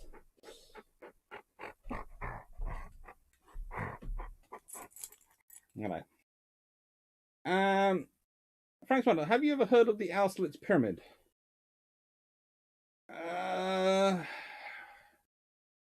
I've got something vague in my memory, but I'm not 100% sure, so I'm going to say no. Hieroglyph, yes, IJN had conflicting doctrines, but the ships built for one doctrine could largely serve others, right? To an extent. You see, the thing is, if a ship's built for one doctrine, it can be used for the other doctrines, but it's not going to serve them as well as if it's built for that with that doctrine in mind. And really, you're talking about a whole construction program. So it's not just in terms of the individual ships; it's in terms of what those ships are and how those ships. Now you're just chucking stuff on the floor and basically destroying things, aren't you? Hello. Yes, you are. You are. Yeah, that you don't want. You don't want that.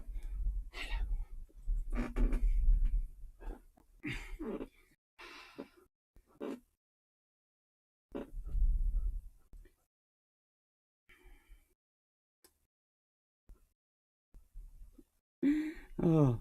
Billy, what would have changed if the Allies knew about the capability of the long lances? Probably the Allies would have pursued massive torpedoes as well. That would have been their basic policy.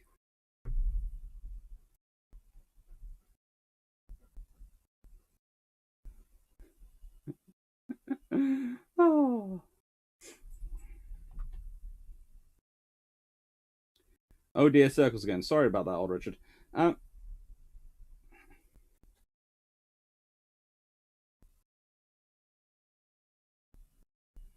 David Tranto. Ford Island was the Navy's airfield. Hickam and Schofield were the Army and Marine Islands airfield, so they were not on the island.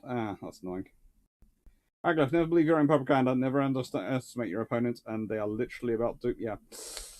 That's it. Everyone blames the Japanese for starting War Pacific. When it was the USA who fired the first shot, they didn't. The Japanese fired the first shot in 1937 and arguably kicked off World War II.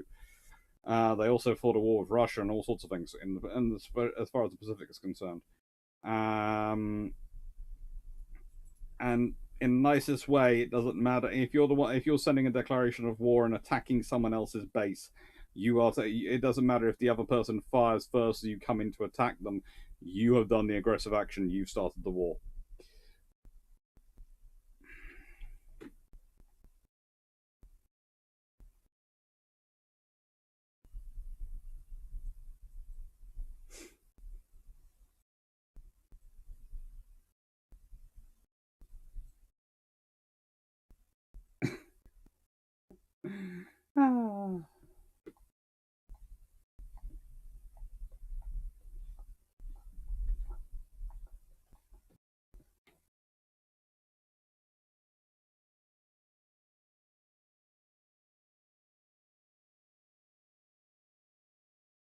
Georgian, you must have bought a new video card, cheaper to buy a new computer. That is the problem.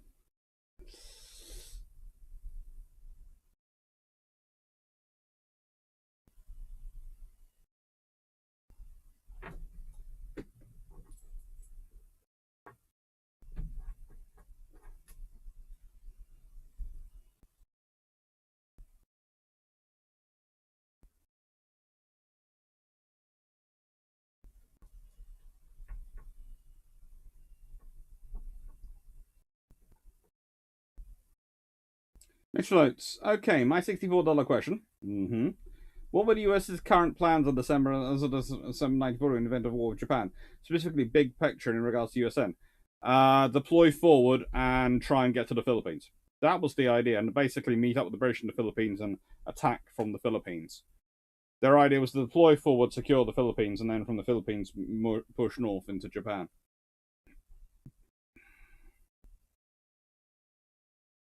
Paul Beswick, did the Japanese have the fuel or tanker support to facilitate multiple groups? Well, seeing as they were using modified civilian tankers, they'd have had to try and find some more and modify them. They could have probably done it, but it would have been a stretch and limited even more their tanker ability for other operations.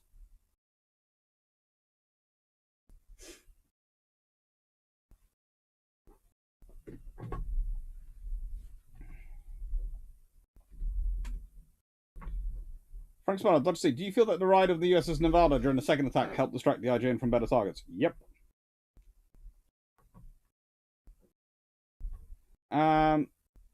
Richard, flushy research assistant plushies or FRA dog sweaters and jumpers, so other history weaves can dress their pets apart as well. Well, on the spreadshirt store, you will find there are all sorts of nice little things on there for people to buy for dogs. It's one of the things Spreadshirt gets annoyed with me about it because I try and modify things to make sure they fit with the dogs. But you know, hey ho. The location of the US fleet in Hawaiian waters would act as a deterrent to the Japanese only so long as its positioning did not appear to the Japanese as solely a bluff. And opinion, the presence of the fleet in Hawaii might influence the civilian political government, but that Japan had a military government which knew that the fleet was undermanned, unprepared for war, and had no training or auxiliary ships without which it could not undertake active operations. I further stated that we were not more likely to make the Japanese feel that we meant business if a train were assembled and the fleet returned to the Pacific coast, the complements filled, the ship docked, and fully supplied with ammunition, provision stores, and fuels, and then stripped for war operations. This is poor Admiral Richardson trying to get his fleet properly looked after in 1941 and 1940.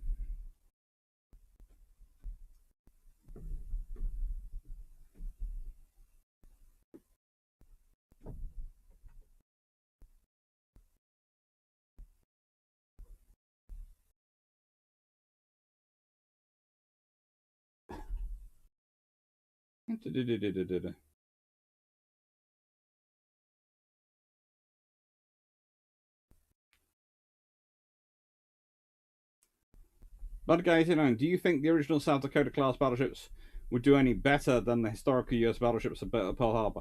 Well, they would have had heavier armor and they would have been slightly bigger, so they could have survived better.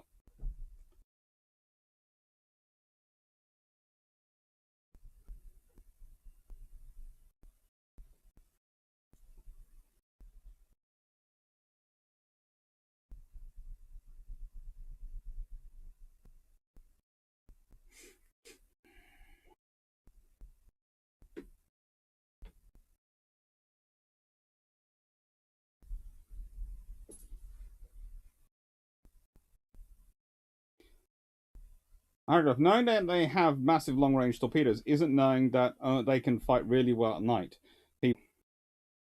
Is this going to work? Shamac 5 Pro.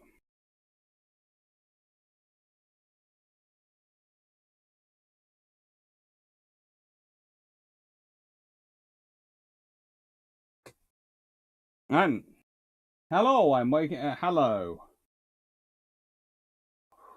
Sorry about that. Hopefully it's now going to work properly. Let's pop out the chat and scan till where I got it from. The internet died again. I had to go again and reset it. I do apologize. I have no idea what's happening this evening. But the Fluff decided to go in because he was not getting food. He was going into. He went in and protested. He might turn back up again in a bit, but you know he went in to protest. And I've. Let's see, live chat. Let's see, 900 actions. Buffering went dead. No,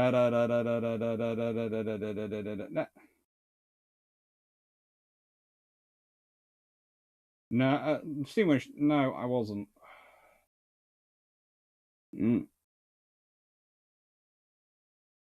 Old Richard, Tommy Hart was a keen student of Japanese thought. Yes, he was.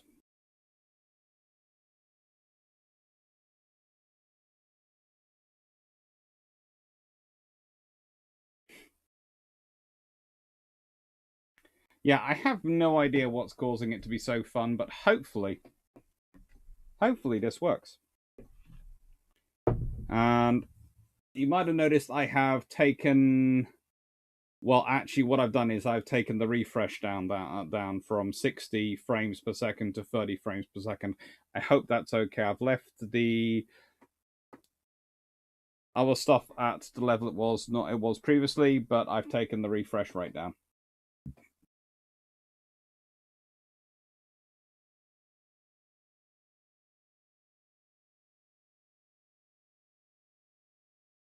Hello.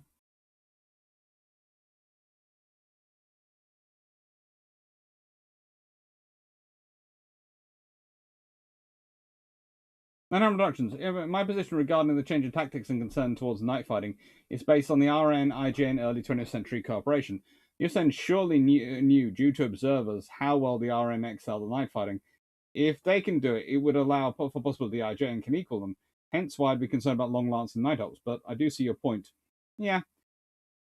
And basically, you have to remember, the Americans, night operations were considered something to avoid because it surrendered their advantage.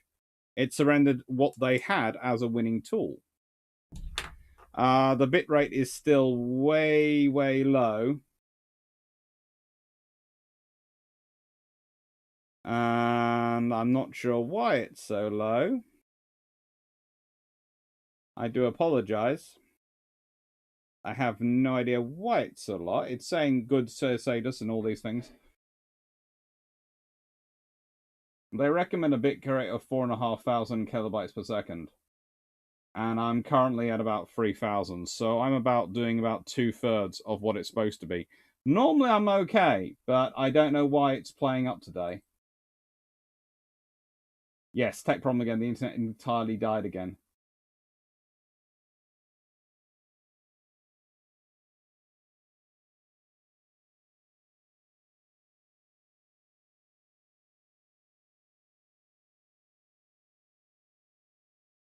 This stream does seem to be, how'd I put this? Cursed tonight. So, you know, hey-ho.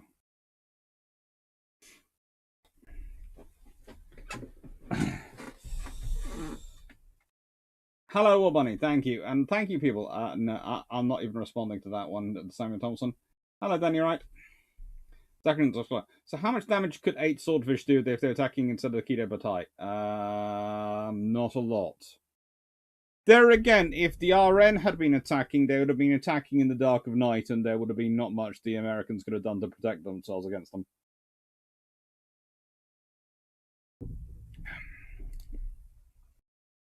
But again, the RN... There's what the RN sends to fight 6 Italians as a spoiling raid. And again, you have to remember, as I've talked about before, the difference between the Pearl Harbor, the attack on Pearl Harbor by the Kido Batai and this doctrine with the Kantai Kessen is it's not really a decisive battle, or even planned as a decisive battle. The RN at Taranto, they are turning up with the whole fleet. You have to remember that. Yes, we talk about the attack of HMS Illustrious and the carrier going off, but The battleships aren't all that far away. They've been reinforced. And Cunningham does expect or hope that he doesn't expect this of the Italian admirals, but he does think Mussolini is just about stupid enough that Mussolini will order the Italian fleet to sea to come and hunt him down, and he's hoping for a decisive battle. He's hoping that an Italian fleet will lose one or two battleships, or will be slowed down. The battleships it takes out will be damaged, so they'll be operational but slowed, and so they'll come out and fight him, and he'll be able to get his decisive battle and win. That's what Cunningham's hoping for. So there is a difference. If you applied Pearl Harbor, if you applied Taranto's tactics to Pearl Harbor, well, you'd expect to find the entire freaking Royal Navy sitting outside Pearl Harbor, and the strike could be going in, and the purpose would be to damage the ships to slow them down so that they'd come charging out to fight. Hello. And you probably have the other carriers would focus on attacking the air bases. And in the nicest way, if you think the damage done to the American aircraft was bad done in daylight, imagine what would have happened if they'd been firebombed at night, which would be the British doctrine, because look what they do, look what Ark Royal does. That's what Ark Royal is doing. That's what Ark Royal's purpose is. She's going up and down attacking Italian reconnaissance units, so the Italians are blind on one side, so they then focus all their looking that way, and they don't notice what's going on the other side.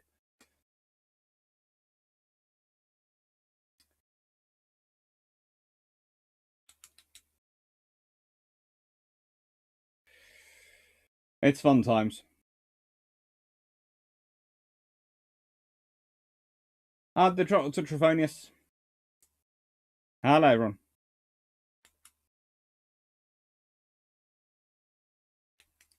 Yeah, I will probably be having to lower the resolution setting. I don't know. I think I might need to get...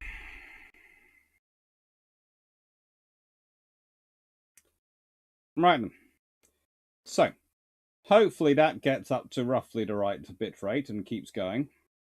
He says hopefully. But currently that bit rate's pretty darn low.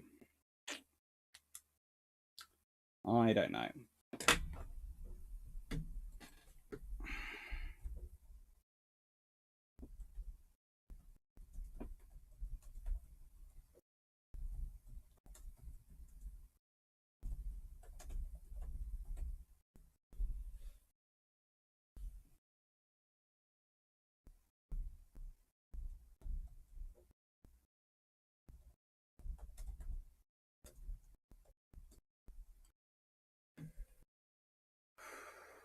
I don't know. Come on.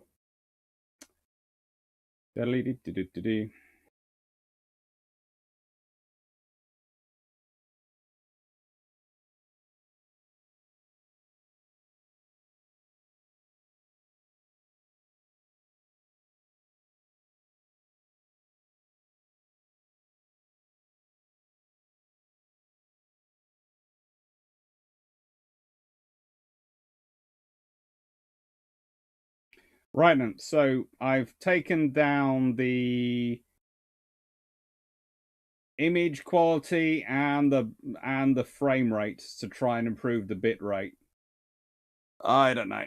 Oh, well, I'll try and carry on answering questions, but if it goes again, I'm going to just apologize now up in front and say, if it goes again, I'm going in and getting some dinner because I'm hungry.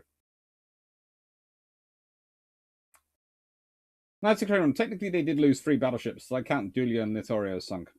They're technically out of action for a while.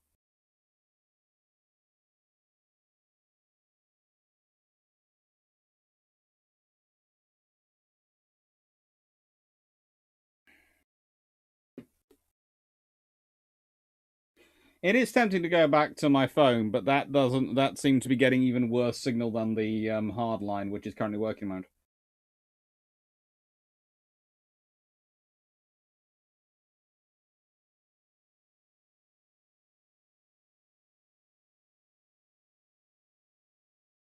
The Actually, the great Indian goals are finicky today. Yeah, What's 92? Is it bad weather over there? Heard others complaining while streaming with BT networks. That could be it, but it's honestly the bit rate is I'm getting it flashed up to me on my laptop from the from XSplit, and they're telling me it's only 2,400, 2,500, all this stuff, and it's sitting there going, why? It's possibly the poor graphics card and poor processor are overloaded.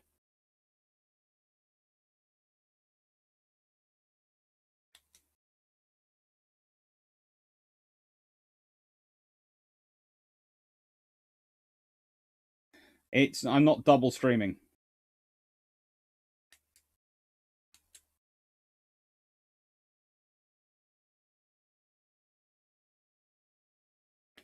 I gave up with that one because it died early enough.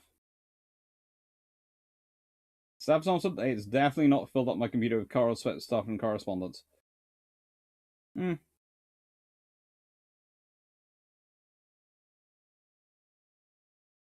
I don't think today's going to be a 4-hour stream, but I think today we will try and get on with a bit. I will try and answer a few more questions, and get it through.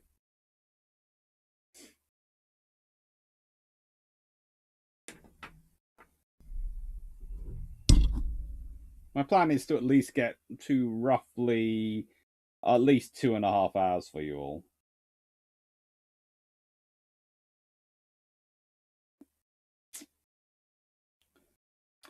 So take it a different direction. What if Britain in December 1939 decided to go full Jackie Fisher and launch a carrier raid that night on Kiel? Well, if they do that, then they probably don't have Courageous doing anti-submarine operations because they're going to have. She's one of the bigger carriers.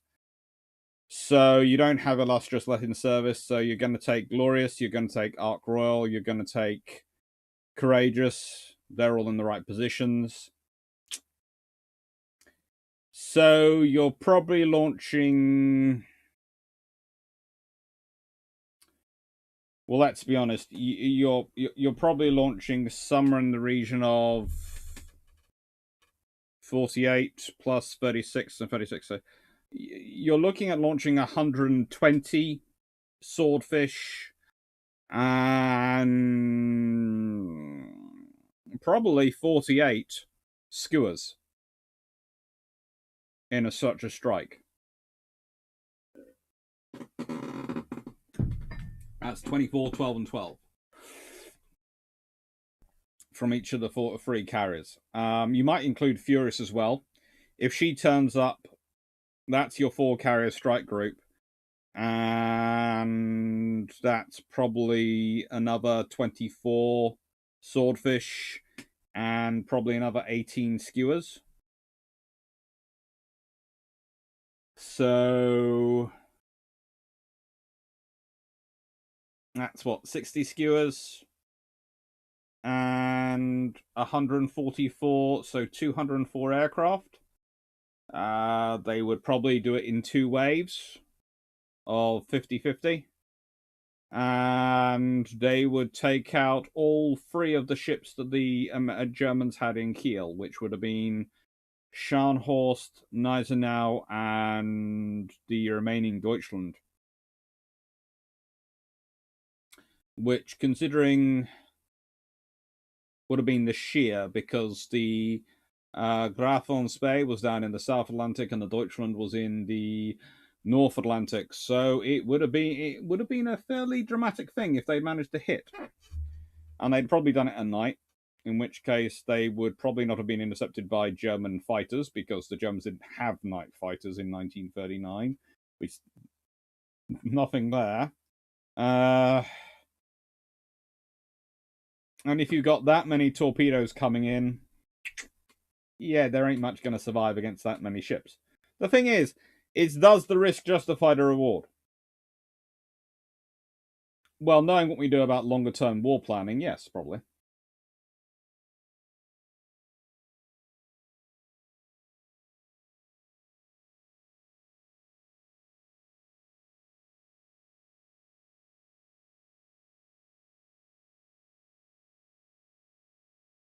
Splitting 2,400 or 3,000 kilobytes per second between 30 times 20 images allows much better image quality than when you try to split same 24 to 3,000 between 60 times 180 images. Yeah.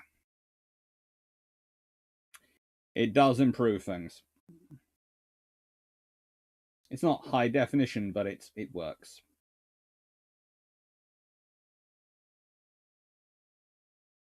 It annoys YouTube, but it works.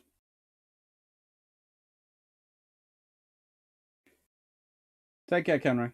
Oh no, you're saying Greek. Go have dinner. I'm fine. As I said, I will go have dinner probably about 9:30. If this works properly, I'll keep going till 9:30, and then I will go get dinner. Because I just got some sausages, so that's all I got for dinner.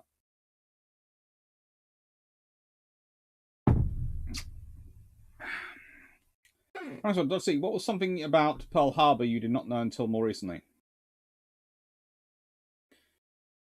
Honestly, the more I looked into Pearl Harbor, the more I realized.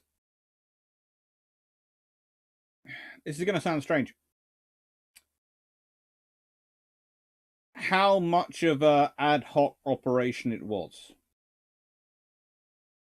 In that they leave behind 3rd Division, 3rd Carrier Division. Which people go, well, they're the oldest carriers, they're the smallest carriers. That makes sense. But they're also some of their most experienced flyers. And honestly, taking them with them would have given them an immense increase in strike capability. And people go, well, yes, that would have required. It would have required at least one more tanker. So that's not a lot, really. One more tanker would have get them 2 more carriers. I'd have taken those 2 carriers and I'd found the 1 tanker.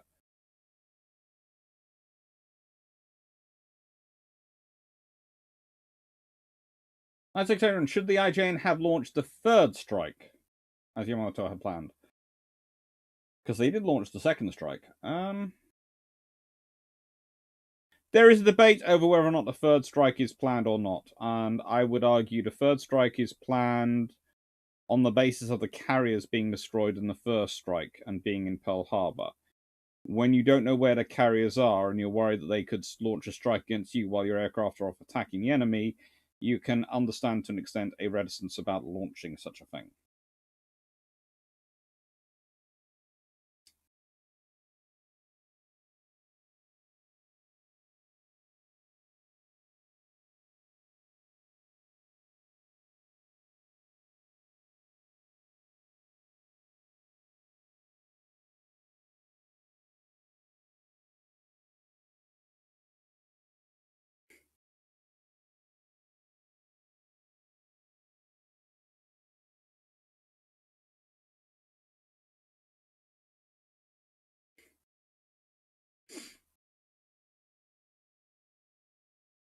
It's actually higher definition at 720p than when you were streaming at 1080p.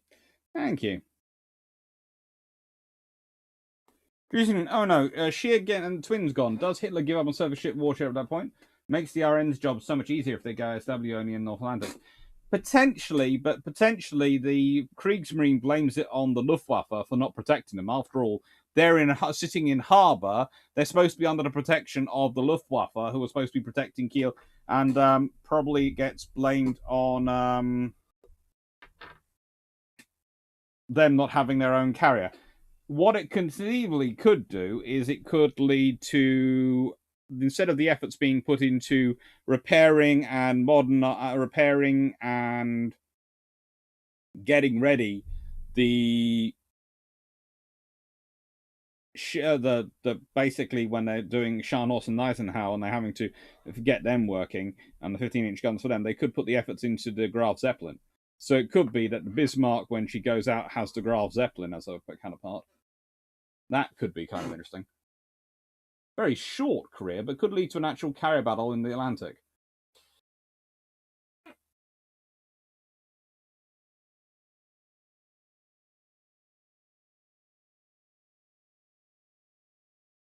John Bonner, how many repair ships did AirGen have? 1? They had a few more than that, but it always depends on what you define as a repair ship. Do you define a specialist repair ship as your only repair ship? Or do you define depot ships and other store ships which carry repair facilities as repair ships as well? Because the IJN tend to having a lot of the latter, but not many of the former. Even the USN had far less of the former than they did of the latter. But people tend to focus on the former and go, well, that's how many repair ships you have, not really consider the latter.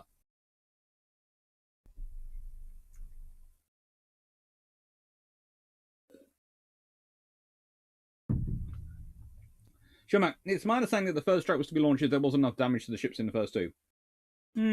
Yes, but also it was supposed to be launched under those circumstances, but it was also supposed to be launched, as I understood it. The thing is, it's launched based on the policy of you have free range to attack. You've now lost the element of surprise when you launch the third wave. So that means you must be sure the enemy can't counterattack. Which is what the first and second wave were supposed to prevent. So the third wave could then go in and go boom, boom, boom at pleasure. Whereas more aircraft have been lost during the second wave than the first wave, which suggests the American defenses are getting armed, and they haven't destroyed the carriers. And they're not worried about the battleships catching them, but they are worried about the carriers.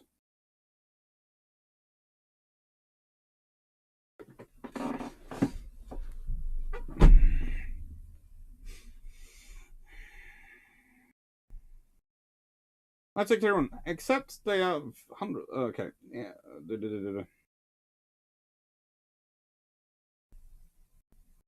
9681, except they are hundreds of miles from Pearl Harbor, so how much of a threat? You know that. I know that. We know that. But the Japanese don't know that. That's a lot of ocean. And trying to scout that much ocean and try and figure out where the carriers are and whether they're in range of launching a strike is a far more difficult matter.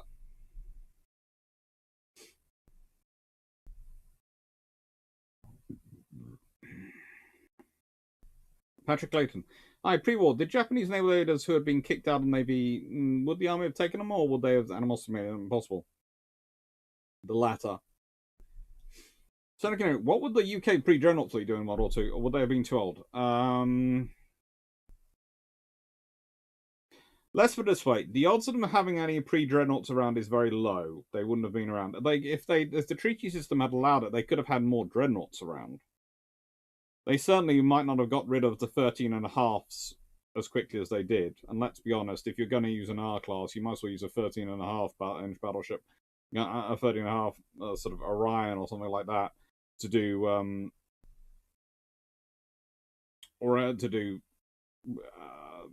convoy escort.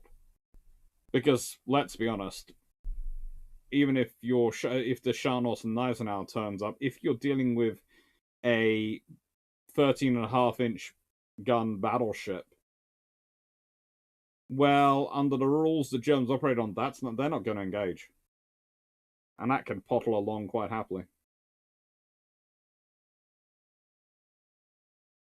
But they wouldn't have had any pre-dreadnought fleet by World War II.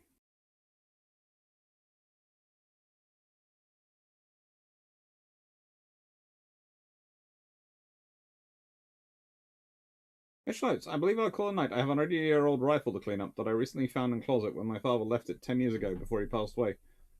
Fun.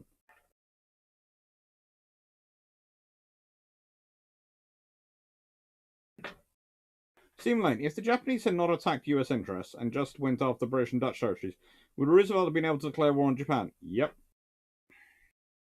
Be more difficult, but they would have tried it. They could have done it.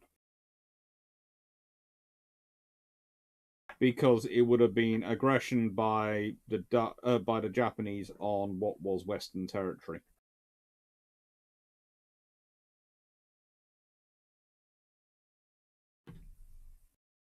Hieroglyph, there was at least one USN CV within 150 miles of Pearl, another 350 miles, so not far away. Zachary Gekken, how would an Iron Duke fared against the Winds? A single battleship on its own probably loses. Amount of damage it inflicts on them.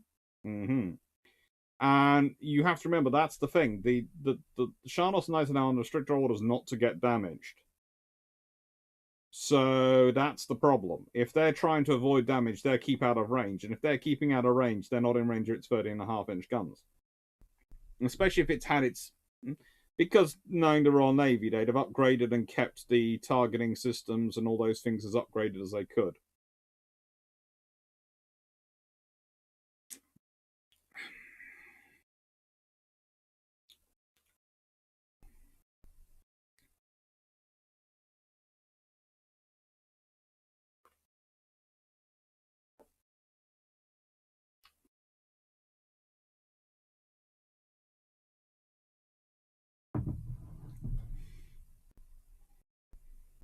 Alaski. So Yamato meets Atrittion Warspite with a flotilla of triples accompanying her. How would it end? Well, Warspite, as much as she's got plot armor, probably doesn't survive that encounter, but neither probably does Yamato.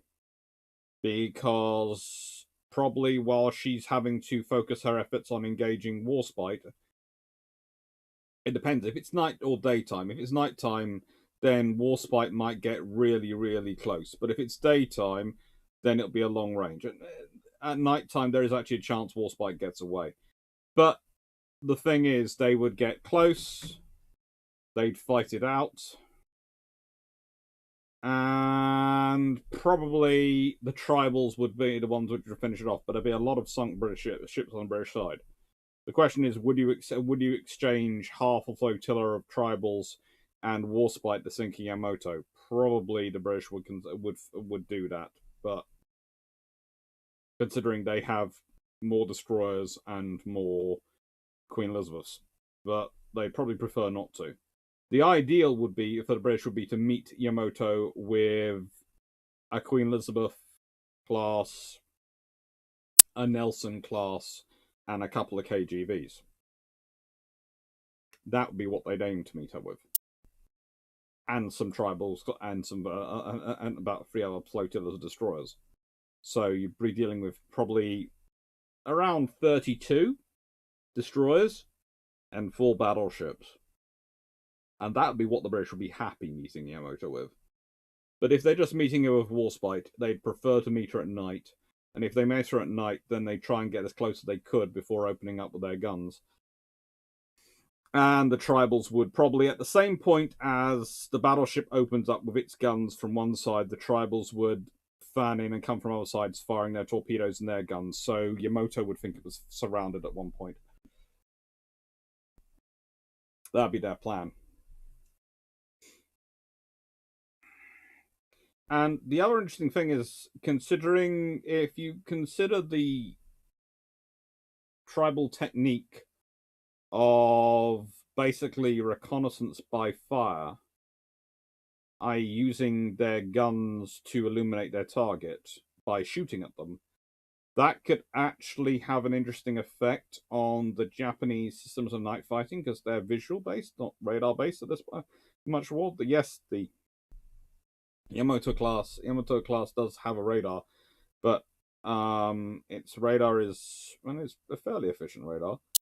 But it's still exposed, so they'd probably end up having to rely on their visual systems because again, the 4.7-inch shells raining in, they're not going to do any damage to the Yamato's armor. They're not, but expose things like radars, they're going to, and the flashes might actually blind their visual systems. So they would be engaging as many of them with their secondaries as quickly as possible, whilst trying to dodge torpedoes and Warspite trying to get as close as you can to blast away.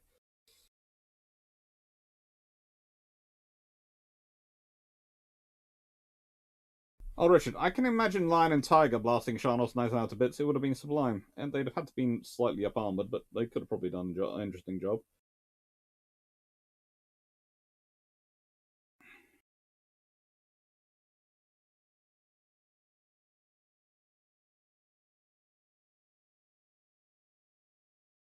And I've got a question. If Roosevelt did convince Congress to fight the Japanese, what about Germany? Well, that question, of course, is answered by Germany might well declare war on him, so that might help him in that one. If he has to convince them, that's going to be more interesting, but he might convince them.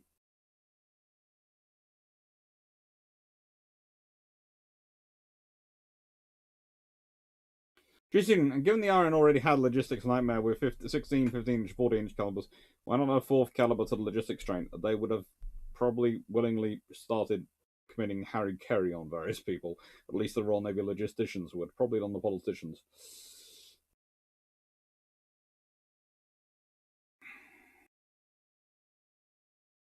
Aragdov, can someone confirm or deny whether in fact Enterprise's fighters clashed with the IJN second wave at Pearl? So I never heard it before. If not, please don't confuse fact and possibility. It's one of those things. I'm not quite sure about the history myself. I find it a little bit interesting, but some people do certainly put in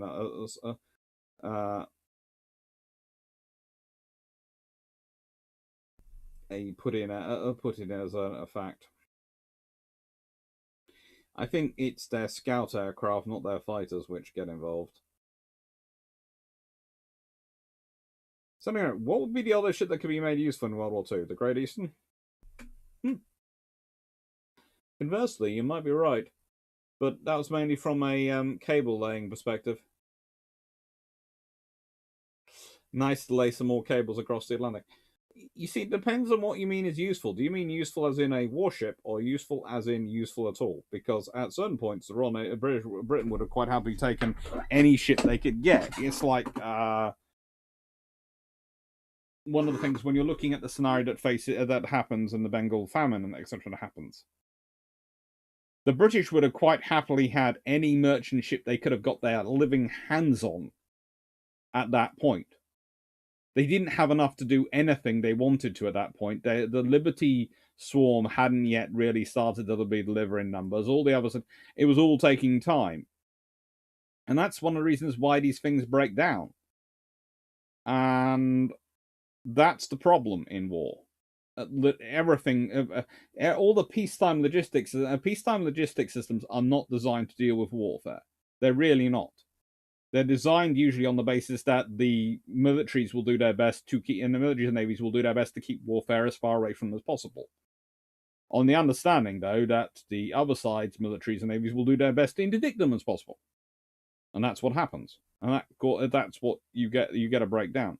Now, again, if I'm just going to specifically talk about the Bengal famine, honestly, the best way to have solved that would have been when building railways years prior to that, and to actually build a railway that actually linked Bengal directly with the rice producing areas, and probably did a bit more infrastructure in India, but that wasn't done. All the railways built by the British in India, they're lovely railways, and lots of them, but they're all built, if you look at them, to take stuff out of India to ports, none of them interconnecting. And they're not built sort of enough into any interconnections, which means there's not enough ability. You're dependent upon sea trade to move the stuff around. And when you've got Japanese, German, and I think Italian submarines at one point all together operating in the ocean and interdicting trade, and you've not got enough merchant ships in the Allied British Commonwealth, British Empire forces at the time as it is, and they're all being used for things. When you have suddenly something unexpected sprung up like a famine, you are, frankly.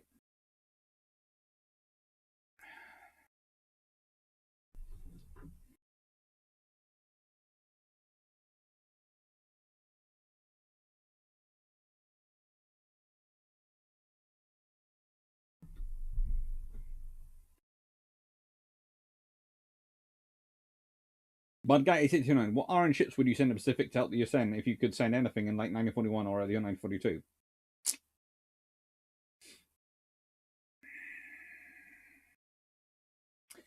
If I had the ability to design my own 4C and I could send anything of, and I'm going to say what was available, I would have sent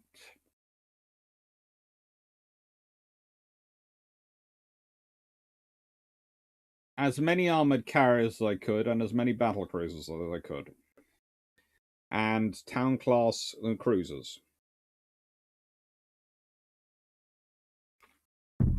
Probably some Didos as well, and destroyers, of course, and the fast leaf oilers. If they can be made available, that's what you need to send. Make it a battle group of a couple of battle cruisers, if you can. Unfortunately, at this point, you've only if you're talking about it pre Prince of Wales going, I would send Prince of Wales pre 4C being sunk. So that's on a. I would send Prince of Wales, Repulse, Renown.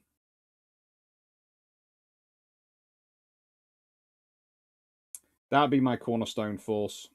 Two battle cruisers, and the fast battleship, and I'd want 3 carriers if I could get them together. Let's be slightly ahistorical. Let's say I can get Formidable, Victorious, and Illustrious available. Because if I can send that force, that's a good force to back up the Americans. And I would base that in. I would actually base that in the Indian Ocean to back up the Americans, and then I would, that's on call. Because if that tags in to the American forces when they're fighting, I don't know, if that task group turns up at Coral Sea, let's say, you suddenly have a very powerful force turning up at Coral Sea.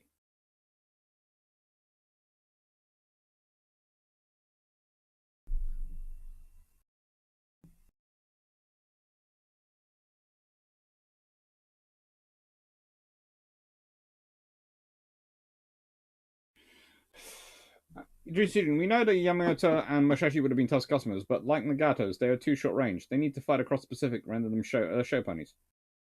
But that's the trouble. They weren't designed to fight across the Pacific. If you were to consider it's the Kantai Kessen Doctrine, if you consider them products of that, then they're designed to fight close to Japan.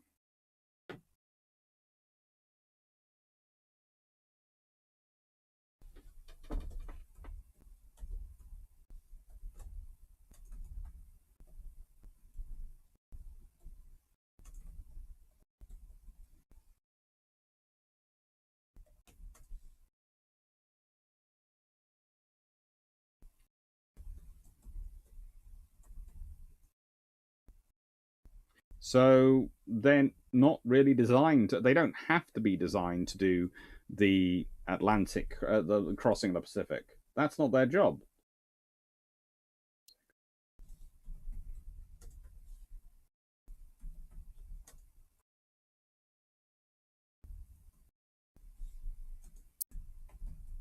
Their job is to fight a battle close to Japan.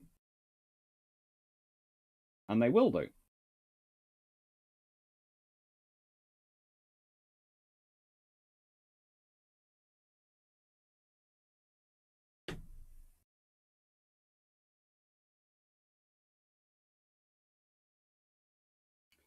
Frank Sonner, what did you learn that you were most impressed with?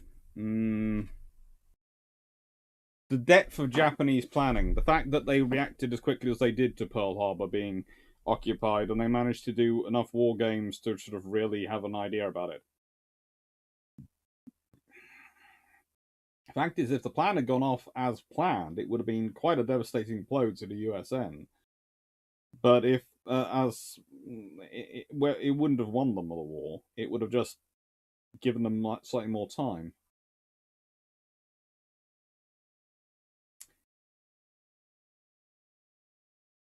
Knight 681. Could the Chinese pull a Pearl Harbor off with cruise missiles? Yes. If they can get enough in range. You can do it. It's a factor of mathematics at a certain point. How many cruise missiles might we need to sink a modern US aircraft carrier? How big is its battle group? How many fighters does it have? Is it able to maintain airborne? At what range do they know a strike's coming? Are they able to orientate? At what range are the Chinese aircraft operating at? Are they going to have to operate in a one salvo deal, or are they able to do multiple waves? Are they having to do a one-shot wonder, or are they going to do an attrition rate? There are all sorts of variables.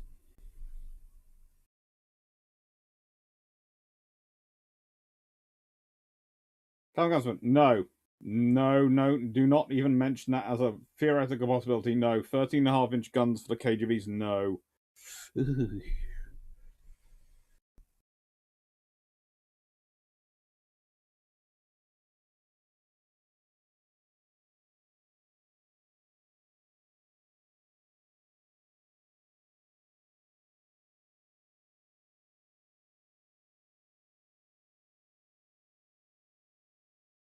Precision, 2 times treble 16-inch Nelsons.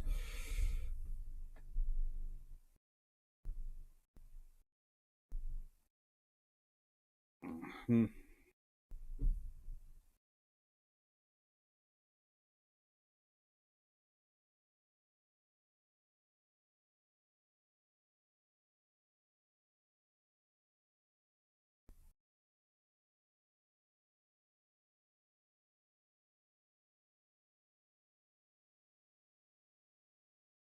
Hmm.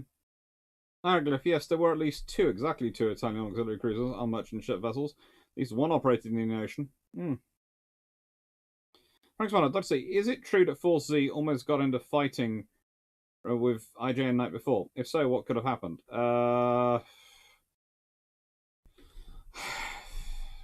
That's a tough one. There is a point, as Andy Boyd, who is the gentleman we're interviewing, we interviewed on Bilge Pump 75, and the guy who wrote Royal Navy in Eastern Waters, but also this book, British Naval Intelligence Through the 20th Century. And as he puts it, they could. Covering force engaging that would have been torpedo run and would have been probably not that great. But if they'd managed to avoid them but engage, and as they were seeing, they seem to be coming closer to the merchant ships. If they'd hit them, then it could have been a massacre for the merchant ships.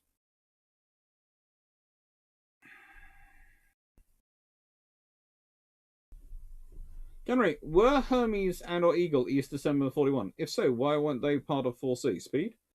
I think they were. I think Eagle was by that point had been sunken. Well, she was supporting the Mediterranean fleet, so I think she was in the Mediterranean. Hermes would have been Speed. If Eagle had been there, she'd have probably been with 4C. Because Eagle could have just about maintained a speed which wouldn't have a cruising speed, which would have kept up with their cruising speed, not necessarily their maximum speed of advance, but their cruising speed.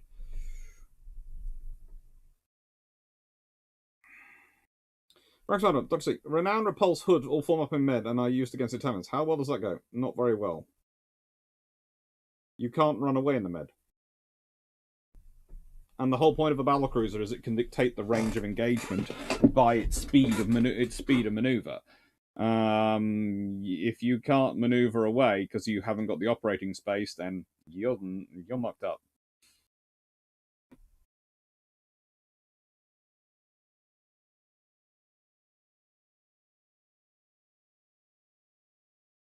David Johnson, should the RN have built up South Africa, Delhi, and Darwin as much as they built up Singapore, how much better off would they have been? Probably a lot better off. Not Delhi, it would have been Darwin, yes. South Africa, probably Cape Town. Delhi, it would have been, if they're going to do it, it would be Trimcommely. And they were considering doing that anyway. They would have been a lot better off because they'd have had a lot more basing to draw from. Certainly for the South Atlantic campaign, and I doubt if Cape Town is at the same level as Singapore is, then Graf's Bay might not have decided to go into the Indian Ocean because getting past it could have been interesting.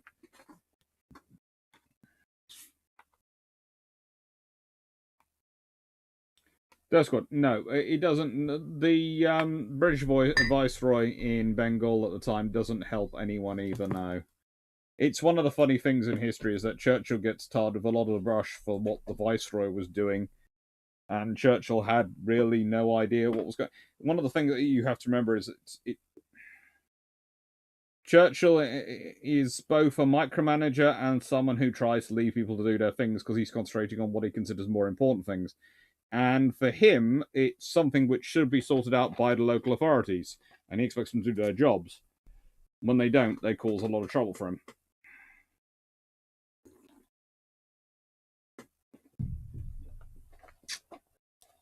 But there again, Stafford, to do that would have required money. And that's always going to be an issue. quite a lot of money. It was bad, tough enough to get the money that was invested in Singapore out of the government, and then not all the money that was needed was invested in Singapore. They needed a lot more money.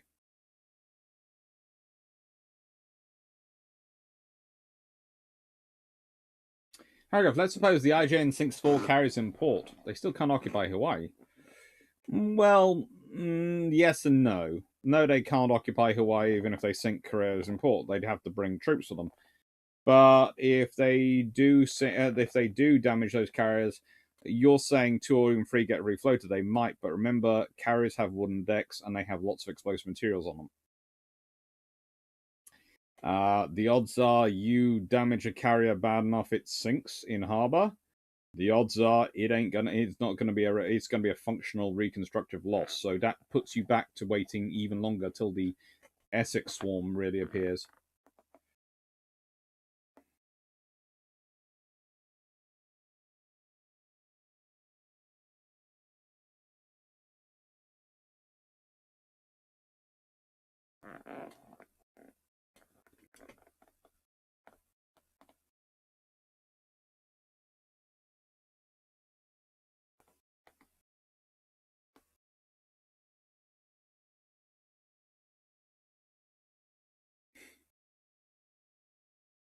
Paul Westwick thinks free treble 15-inch would have been better for the KGBs. That could certainly be useful.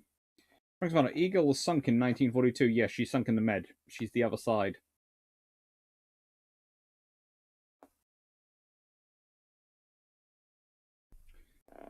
So is Hermes sunk in 1942, but she sunk in the Indian Ocean.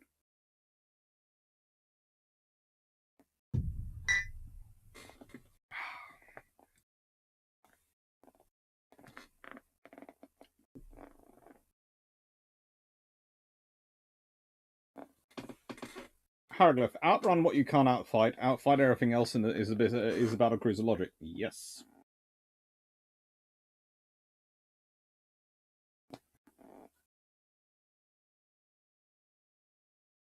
Calm Gunsmoke. And there's always the lucky Type 093 G SSGN with the supersonic loaded VLS getting within 30 to 40 kilometers. That's always a fear, but we hope that doesn't happen.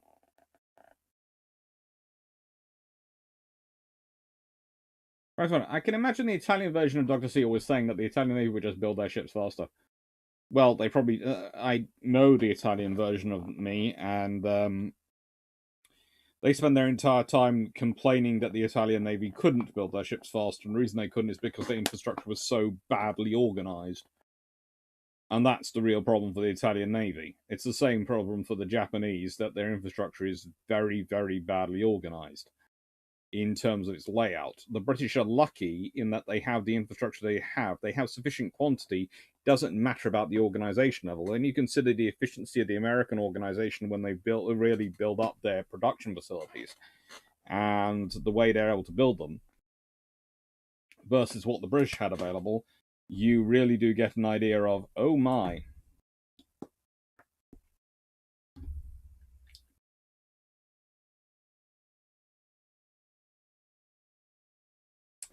Paragraph, let's suppose China surprises attacks the USN and kills all carriers, then what? Well, A, they've managed to launch an operation in the Atlantic as well as the Pacific, and probably in the Mediterranean, and attacked somewhere in Japan, so we are probably in World War III. At which point, that's not going to be good.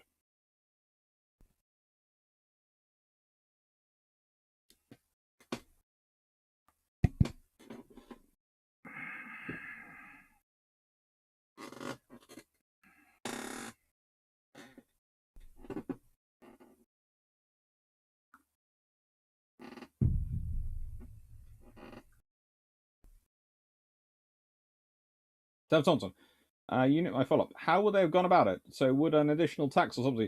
I think this is for the things about building more places to Singapore standards. I think honestly, taxes were the only option that they could have done for it. It was either they weren't willing to increase the national debt for it, so taxes would have been the only option. They've had to find a way of making the empire pay for it.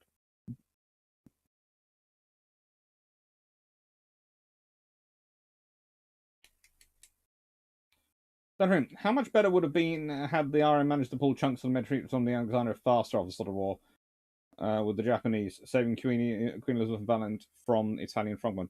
Potentially, but let's be honest, you can do that a lot earlier if you have more carriers for Taranto. So it all goes back to the losses of Courageous and Glorious.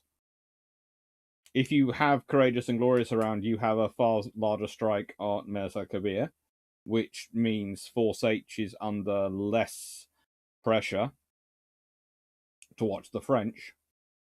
If you have more carriers available for Taranto, you have a far bigger strike, which more likely equals more damage done to the Italian fleet, which reduces down needs for battleships in the Mediterranean.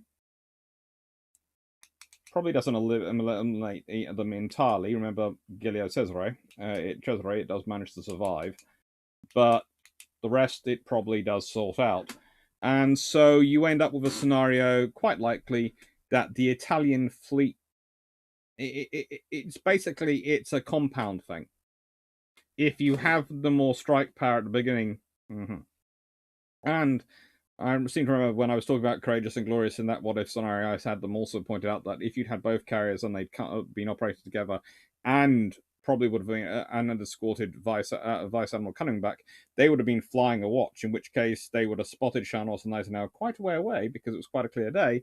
Probably launch a strike, which may or may not, probably wouldn't have sunk the Shanos and Eisenhower, but certainly would have slowed them down. And that could have meant that those two ended up getting caught by Warspite and some friends.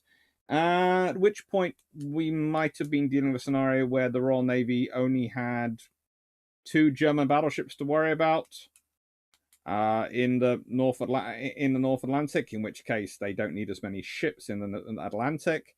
They would have less in terms of the Mediterranean to deal with. In fact, they might even leave that to the R class. And it might have had a consequential impact, probably would definitely have had an impact on Crete, but could have an impact on the whole North African campaign. And that could have meant to freed up a lot more ships for an Indian Ocean fleet, or Eastern fleet, based in the Indian Ocean. And that's your warfighting scenario. So this is the reality. You can, to fight, you either go on the defensive in the Mediterranean or you go on the defensive in the Far East. You can't afford to do both and go offensive in both. If you've managed to knock out the Italian fleet so they can't go on the offensive against you, or degrade them to the point at which any offensive they against you they do is going to be weak, you have success. And you don't need to worry about it. And you can concentrate on the Eastern Fleet.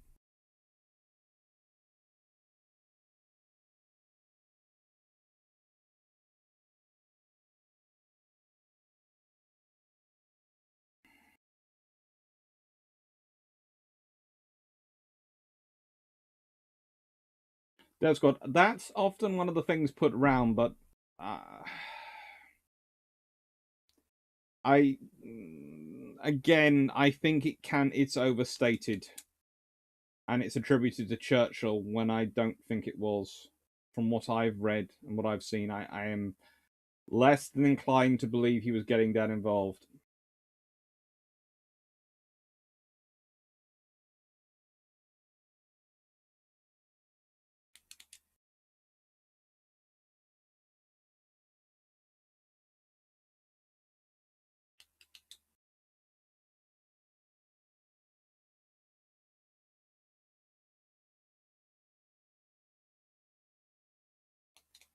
But I don't know. Would it have been possible for USN to have pulled the Pearl Harbor on the Japanese in 1941? Potentially. They had even more troubles with oilers than the Japanese did, but they could potentially have done it. Sorry, someone's at my door. Back in a second.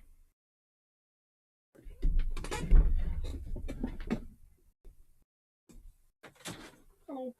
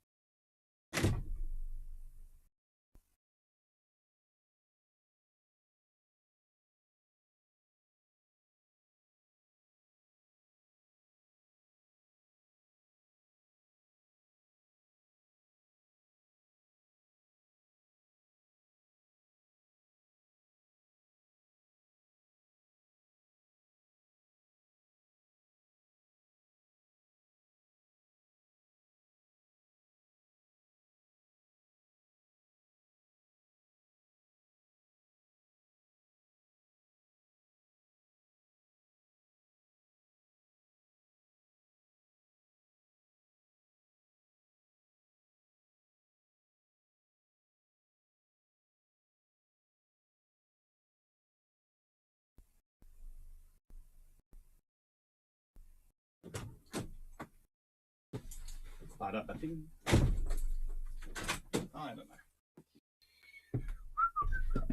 Hello, are we all happy? Right.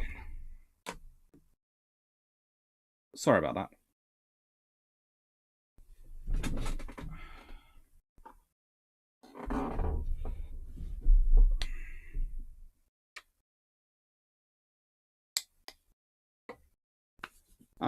Would that outrun logic wouldn't have worked particularly well if the QEs had got small tube boilers, would it? No, but if the QEs get small tube boilers, then then you're probably looking at battle cruisers which come after them get even faster.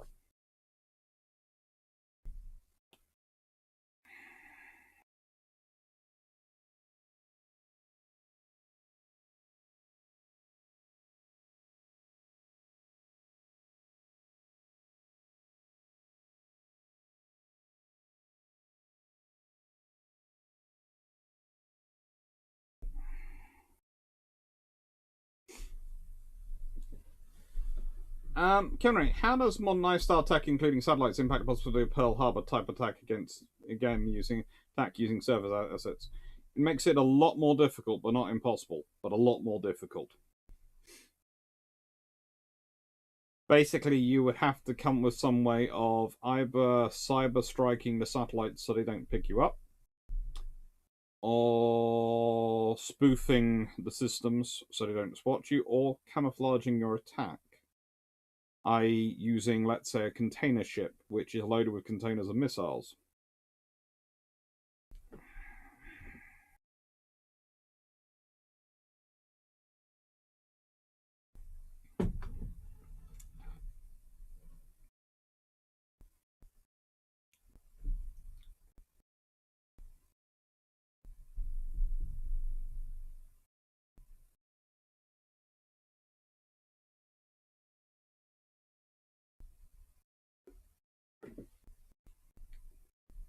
Very fun. Let's see. You are given any historical fleet to test any single what could have been scenario. What battle do you choose? You're not allowed to pick the Indian Ocean. That's evil.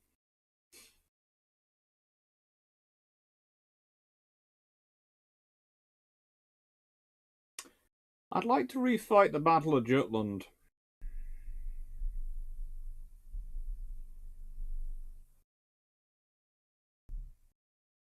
There's other options which I'd consider, but the Battle of Jutland I'd like to refight. Or the Battle of Norway. Keep my carriers close. But the Battle of Jutland, because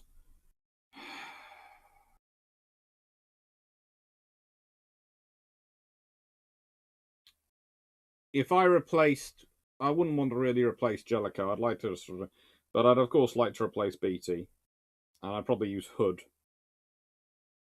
to replace BT, and I would have changed the formations around a bit, but yeah. Like to refight the Battle of Jutland. I think if you've got more information going back to Jellicoe, I think the battle starts taking place, in terms of the battle proper, takes place earlier in the day, because I don't think the Grand Fleet slows down. Especially not if they're getting accurate information on where the Germans are. Then they are probably speeding up, are going as fast as they can. And if you manage to speed up the engagement and the pace of engagement Battle of Jutland, then you have an interesting battle on your hands.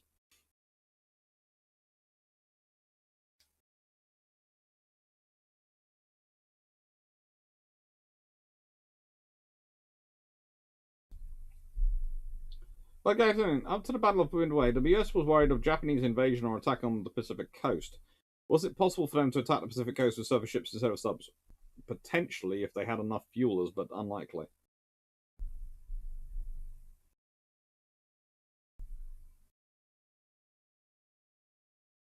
Next one, Dr. C, you're allowed to save one single ship from today, active or museum. That'll exist in 1,000 years from now. What ship which to choose?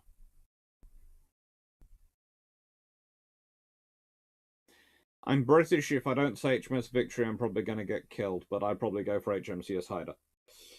And you all know why. The Royal Router. Post-war, was there any effort to preserve any Pearl Harbor battleships in museums? Uh, there were some considerations, but mostly they were just got rid of because they were just seen as the old systems and they had the new ones. It's the whole grandfather rule, and Drac likes to say that especially, but, you know, it's quite a known historical term in some respects in museums. It's if it belongs to your parents, it doesn't matter. But if it belongs to your grandparents, it's something interesting. If it belongs to your great grandparents, it's worth saving. So the trouble is, the standards weren't old enough, and they had new ones, and it was just a cost. It just cost a lot of money. They didn't want to do it to spend. Kind of like what happened to the British battleships.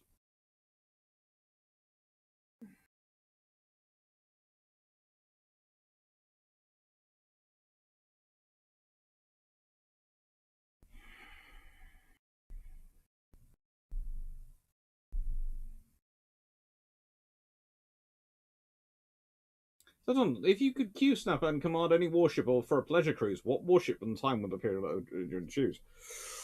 Interesting question.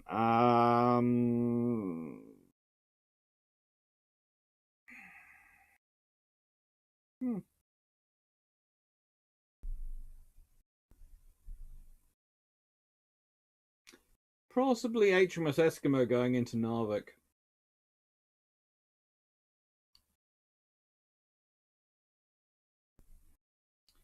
At what stage in the war could the US have done the reverse, e.g., surprise attack from Pearl Harbor? Well, that's pretty much what they do with the Doolittle raid. So, you know, at any point they wanted to, they just had to put the effort towards it.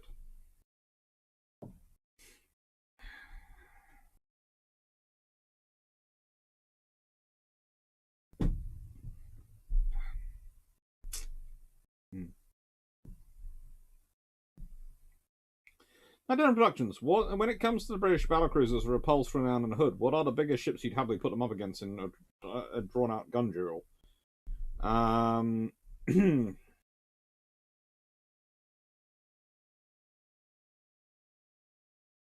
Oh, I'd happily take on the Congos. Well, any of those three. So basically, the Congos are about it. Pretty much any battlecruiser is quite happy to be taken on by those ships and anything below that.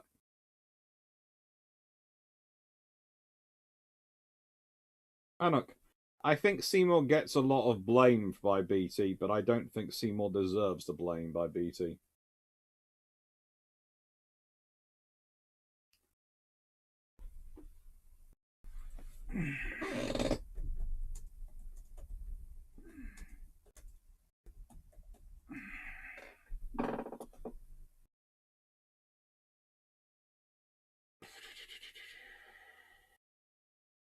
Knight 6831, you keep asking me a question about Hermes as a war grave. As I understand it, she is a war grave.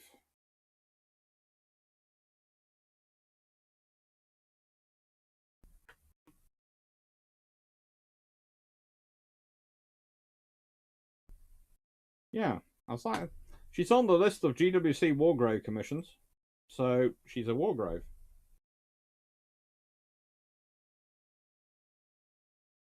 Well, that's what I have listed as on my when I looked it up. So I'm not sure what you're referring to.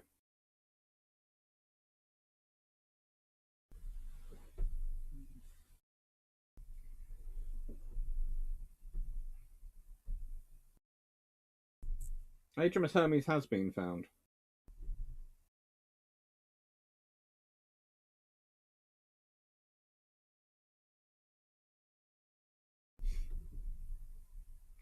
Let's see. The RN from Operation C gets the chance to intercept the IJ in Pearl Harbor attack. Have fun. Fudgicle.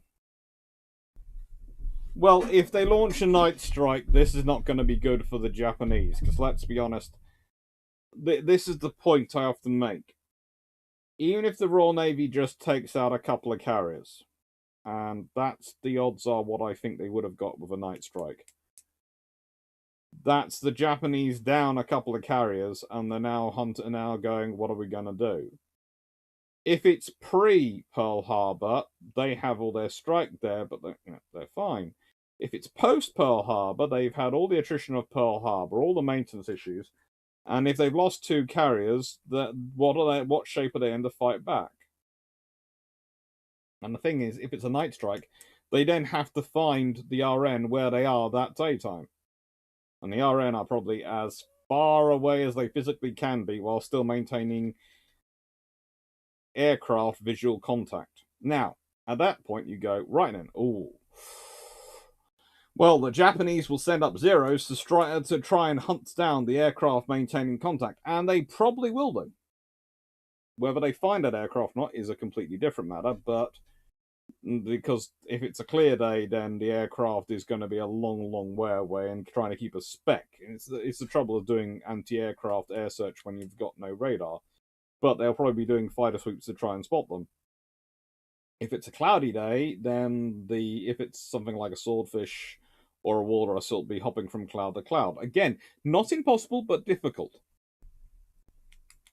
And then do they manage to find the British? If they do, great. If they don't, or if what probably happens, the British see the scouting aircraft coming towards them, and they get capped by radar-directed aircraft long before they get within visual range of the ships to actually spot them.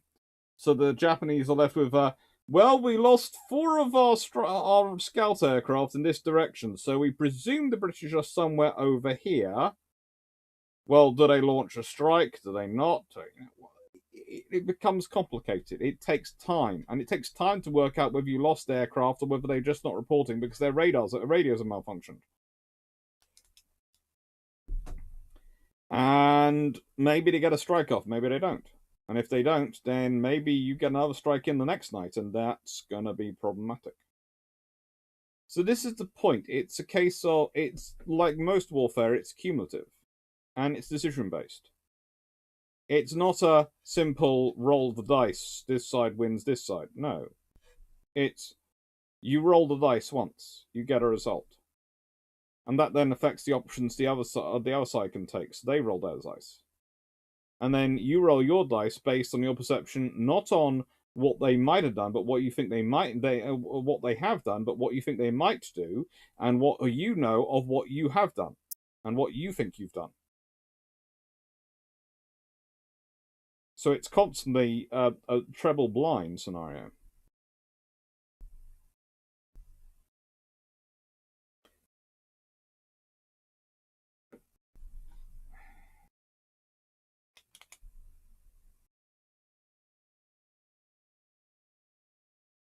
So, HMS Eskimo and Narvik isn't exactly a pleasure cruise. No, but it's going to be pretty cool.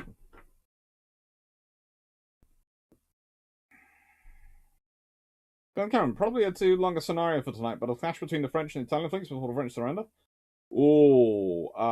That could be a French win on points, but it would be a tough one.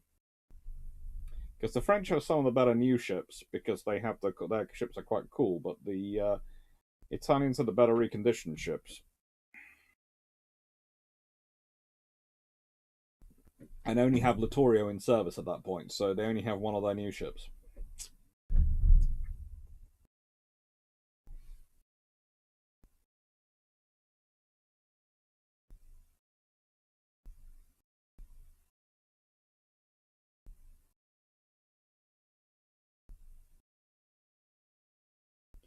Schromack, reminder that we need the County and York videos. Also, do you understand what the French were trying to do with their destroyers? Because I can't see anything other than... well, actually,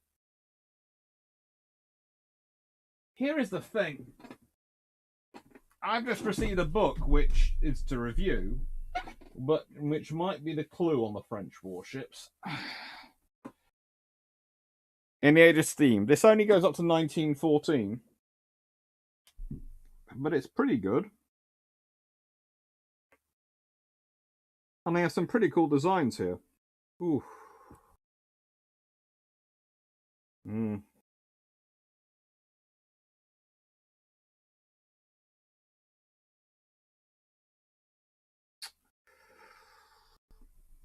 Oh, sorry. I don't know what it is. The French produce ugly battleships and some quite good-looking battleships, but they can never make their mind up as to which they're going to produce. Quite terrible, really. Mainly for the battleships.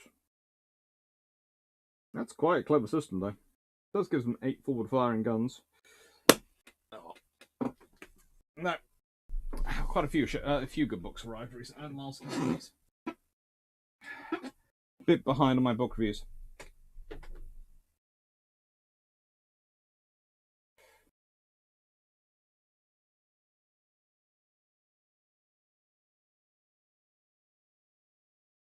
Beatty not only chose Seymour, he chose Seymour over Somerville, who was the other communications officer available at the time.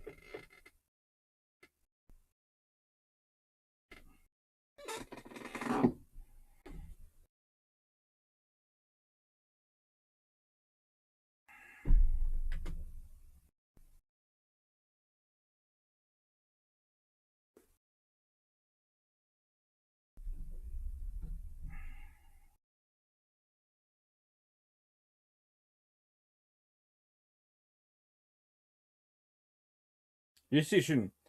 Another silly scenario. Bern, Strasbourg, and Dunkirk are in China at the fall of France and joined the Free French out of Singapore. What do you do to them in December 1941? Well, they're probably part of Force Z. And because of the balance issue, there's probably a British carrier out there with them. Probably, let's be honest, Eagle.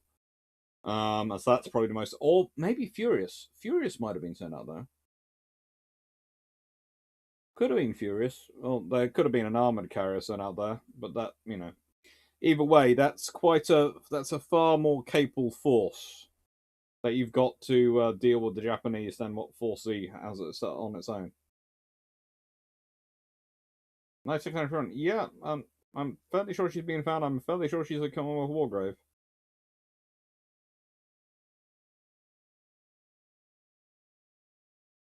Royal Router. Could the Japanese have pulled off a Mirza Kabir style attack on Pearl Harbor?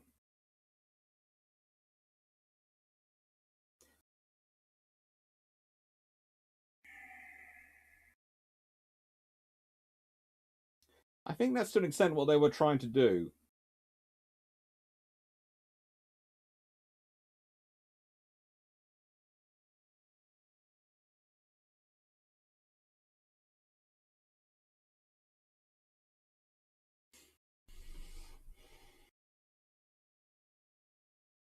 Paragraph. Naval battles can determine wars, but don't win them. That is one of the interesting asides from history, okay? We often get this idea that you only win wars when you have troops on the enemy's shoreline, on the enemy's capital, or something like that. That's very much in the case of a total war, but if you're fighting a limited war, your rules of victory are different. Okay? A total war is a total war, and a land war is often defined by solid victory of we win this.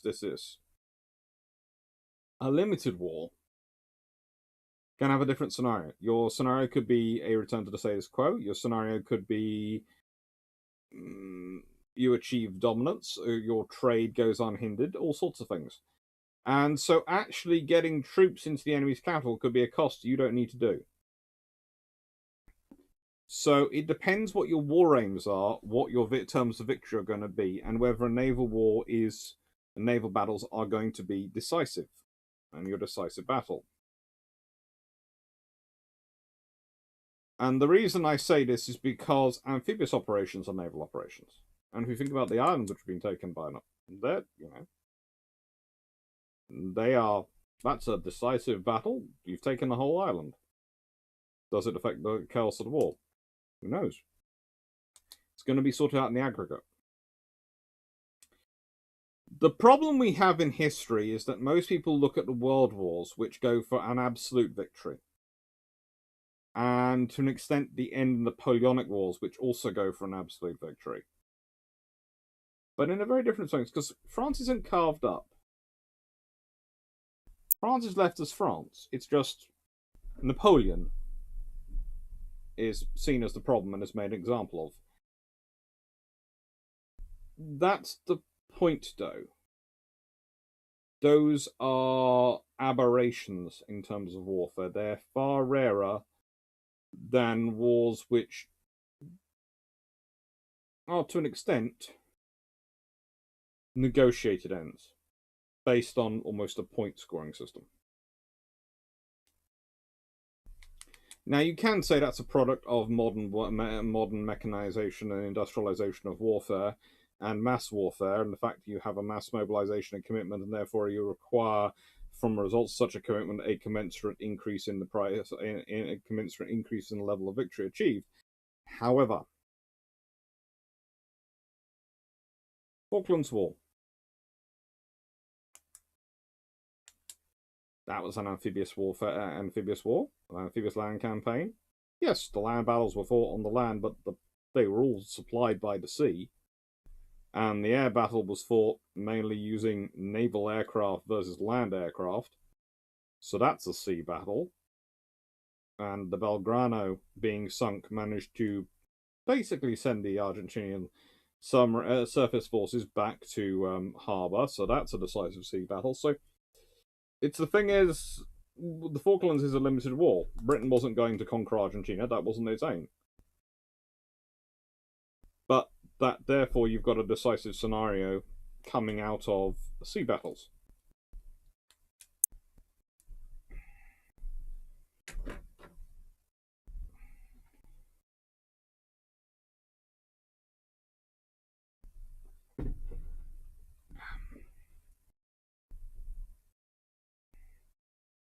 Thinking about battles as decisive battles as being, and decisive wars as being about the destruction of the enemy's nation, that's a total war scenario.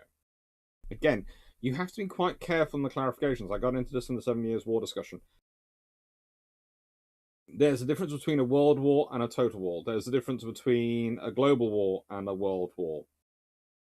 In that a war can be fought globally but not involve the world. It's said to involve the world. Hence, it's described as the global war on terror. Not World War III on terror.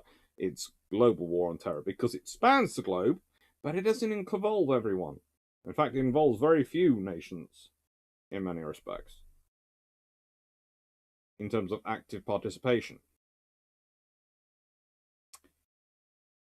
World War requires a vast number of nations being involved, preferably a majority, and fighting each other. Or rather, the vast majority of nations which actually do count as military powers being involved and fighting worldwide.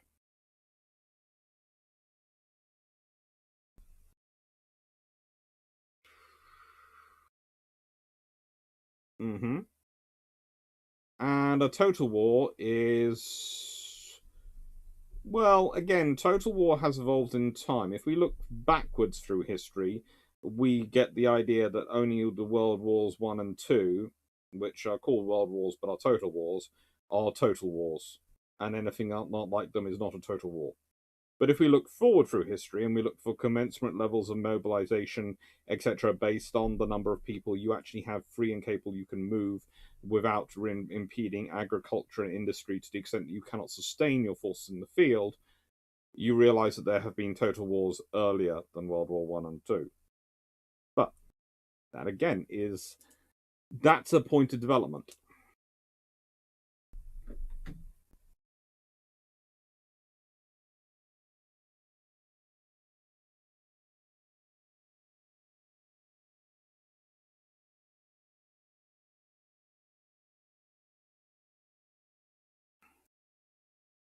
Hieroglyph. Warships are crowded, loud, and stink, or so I'm told. No, they don't. They don't tend to be that crowded and loud and stink. There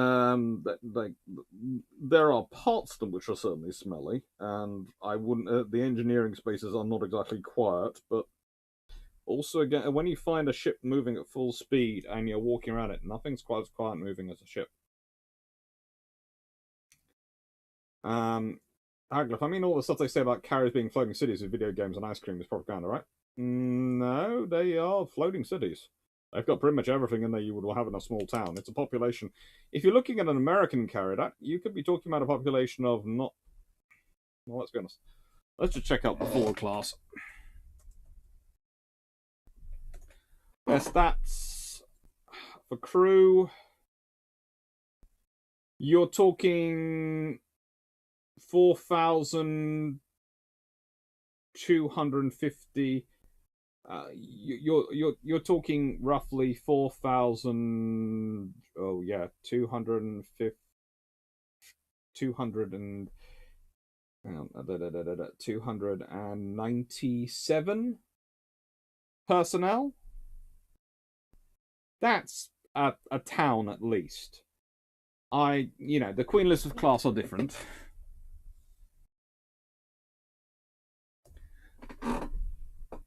And this is why usually I answer why people go, why aren't they nuclear powered? And you go, well, listen, how many crew does the Queen Elizabeth carry? Well, including air element and troops, she has total burst for up to 1,600. But she only requires 679 crew on a Queen Elizabeth class versus the 2,600 required for a Gerald R. Ford class.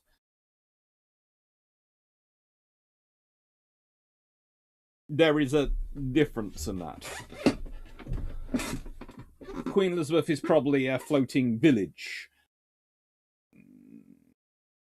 Ford class are floating towns.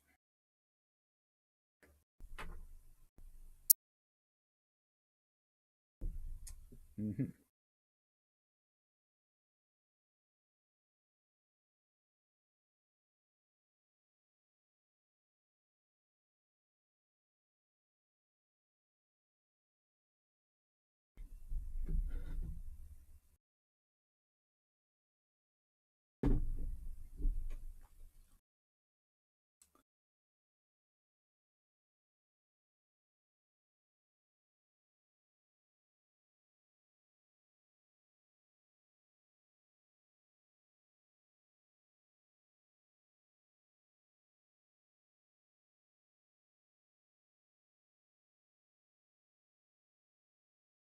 My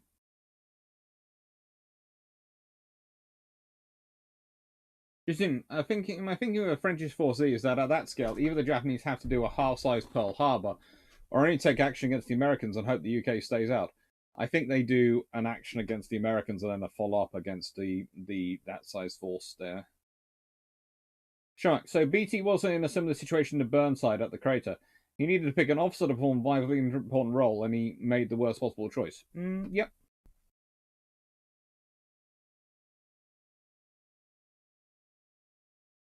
Hagriff, that is what suckers civilians into wars. They presume they can fight a limited war. Well, for an island nation, fighting limited war is actually quite possible. But the trouble is, as I've said before, every nation's geostrategic situation is different. For an island nation, or to an extent for America, fighting limited war is possible. They can use their naval power to keep the battles as far away from their shores as possible and keep their trade and economy running. But for a land power which is fighting a war along its borders, there is no such thing as a limited war.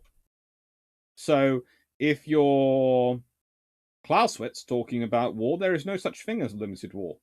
Because for Prussia, there isn't. For Germany, there isn't. But if you're Corbett talking about the UK, yeah.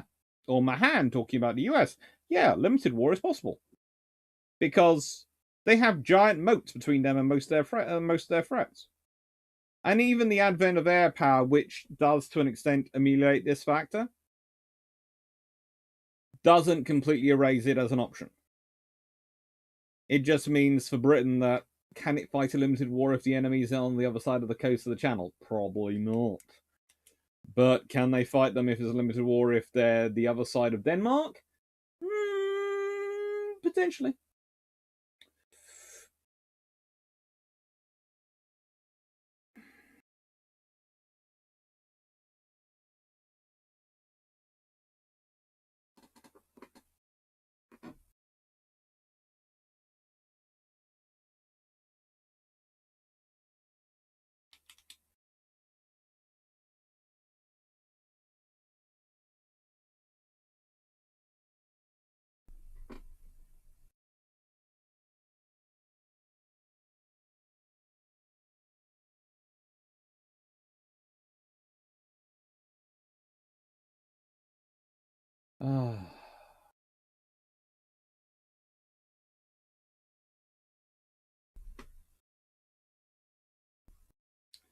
So up until recently, there were more people on the US gang carrier than lived in my town. Not town proper, but whole township. Ouch. Hmm.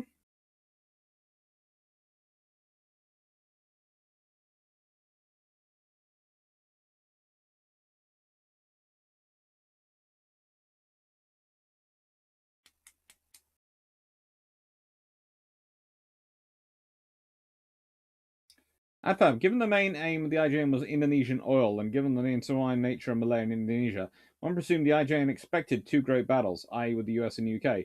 What was her UK plan? Well, her plan for dealing with the UK was different in the 1930s than it was with dealing with Britain in World War Two. Britain in World War Two, they presumed Britain was being kept busy by Germany and Italy enough that they would have time because the British were distracted. So that's why they did Pearl Harbor, bought them time with the Americans. Germany and Italy were buying them times with the Brits. But prior to World War Two, her plan with Britain and America was exactly the same, i.e., wait for them to come to us. And that's why the British had the strategy they do, because the British strategy is sort of very methodically and carefully, slowly move up and almost let Japanese supplies run out for them as you slowly move up, rather forcing them to operate and burn up their supplies while you can still replenish yours. Where and I think to an extent the Americans might have ended up adopting that plan as well at some point. They keep War Plan Orange as it stands in its original concept is charged to the Philippines, but they change over time. They do evolve it.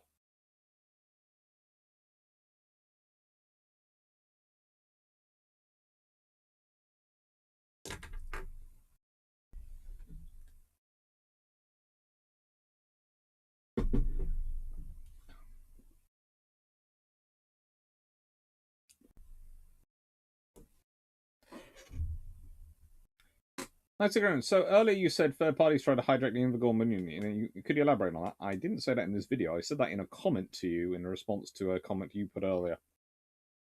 And your thing was that someone had attested that the Invigor Mutiny was a product of communists. It wasn't. It was a product of a pay dispute. But various organizations tried to... How do I put it? You've got a mutiny in the Royal Navy over pay. Well, hey, let's try and make that about us, because that's in the news.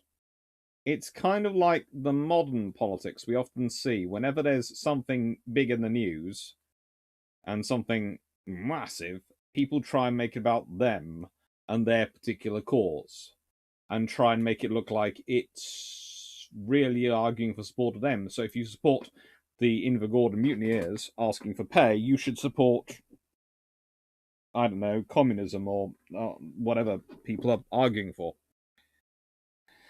But the trouble is, it's not. It's just not. The Invigor mutiny is quite simple. It's you are trying to cut our pay. We don't want our pay cut. And the officers who were supposed to listen to the men decided that they didn't want to. They wanted to just keep their own pay. And so they had a mutiny, and other officers had to be sent up to sort it out, find out what the issue was for the sailors, come back, report it to the government, and the officers involved who had not failed in their job of divisions, etc., up there, found themselves removed.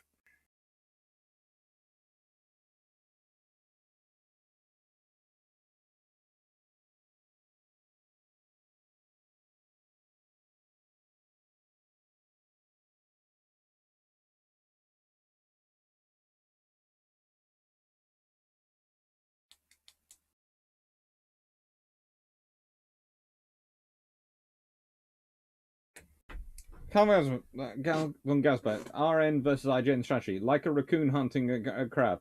It prods it until exhausted, so the real hurting bites can be delivered.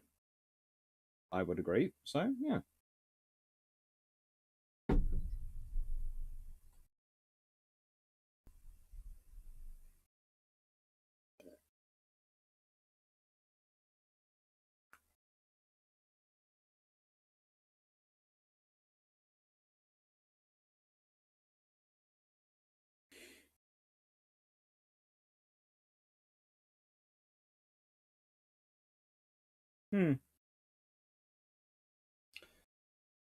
But for a total war to be a total war, it doesn't require both sides have to be fighting a total war.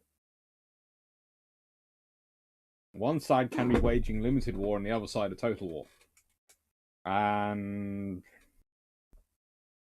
also, there is a total war in terms of definition of mobilization of strength, i.e. you're mobilizing your fully... Basically, one of the definitions of total war that's often used is the mobilization of all your strength not required for sustainment to support the strength that you are mobilizing for operations.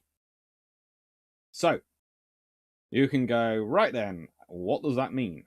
Does that mean I'm mobilizing the whole of my economy? Yes. On a war footing? Yes. What does that mean, though? Well, in the age of mechanization, where you can use tractors, etc., to take on some of the heavy work, and remember, a tractor is kind of like, okay, the way I describe it, and the transition from horses to tractors, is horses are like longbows. They are far better than early muskets. But to learn to use horses and a team of horses to do the work, to do the ploughing and tilling of fields, is the requirement of years of training. To drive a tractor and do the tilling of a field is a couple of days of training.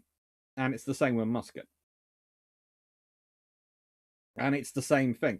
So when you go, oh, yes, it's not total war because they still have farm laborers and they still have this and that. And, well, the land isn't as productive as it was, but it's still total war by their standards.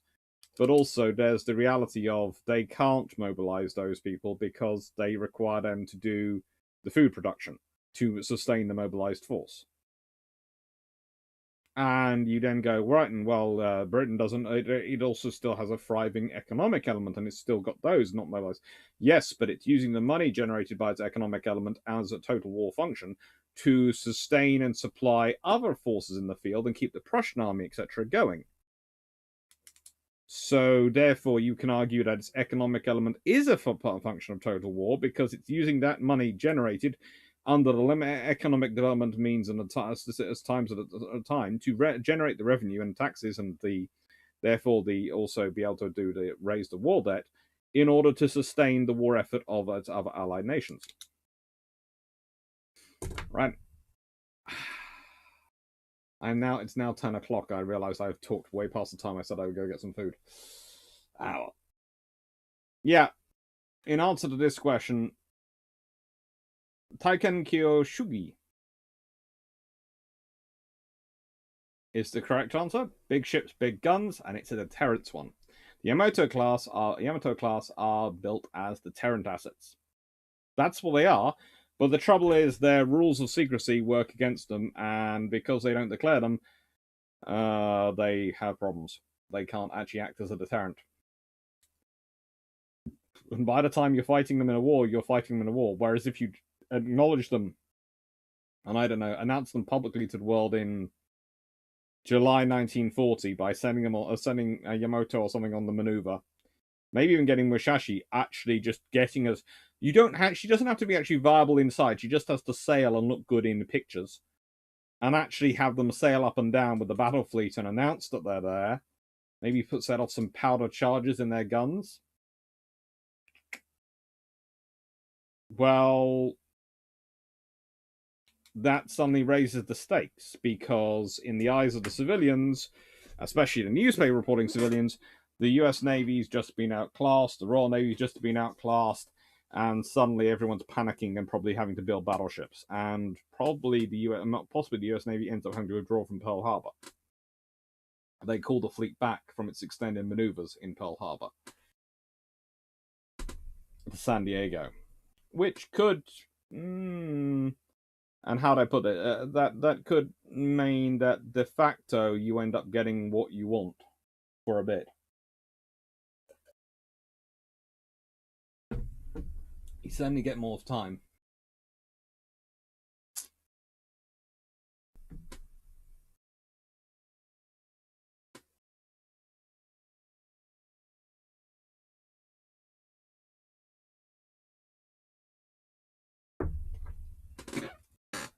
Oh.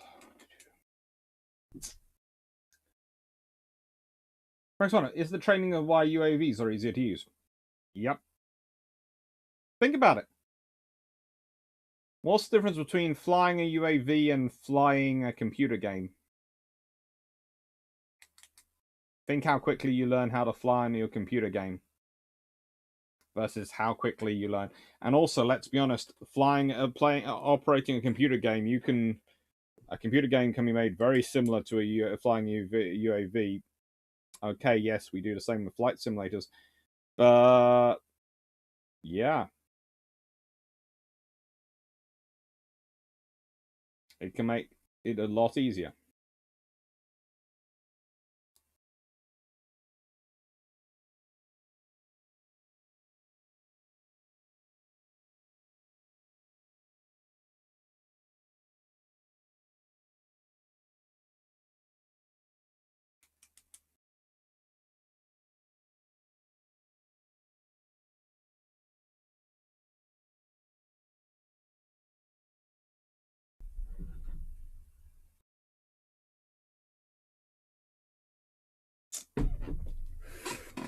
There's Seawenish, you aren't going to be obsessed with trying to suggest there is a difference in terms of the gentlemanly way of warfare and all those things. There's always a gentlemanly factor in warfare, in that there are always rules of war which govern it. There are still rules of war to this day, and those rules of war might change, but they're still the same. You're talking about gentlemanly rule of warfare, but actually, let's be honest, it's the weapons they're using.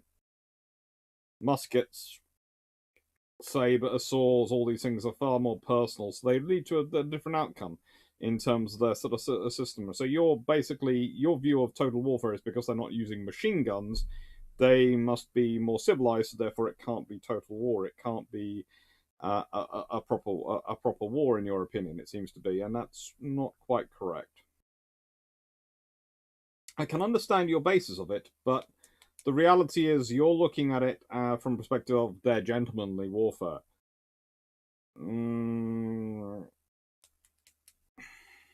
You have to remember, whilst the officers were gentlemen, the soldiers weren't. And a lot of the fighting was done by soldiers. And whilst officers might get parole, there is a difference if you're protected by an officer's shako versus a soldier's one.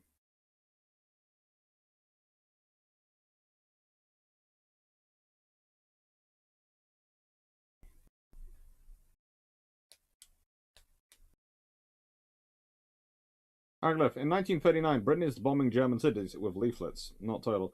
No, that was some bright spark's idea for how to win the war of propaganda war.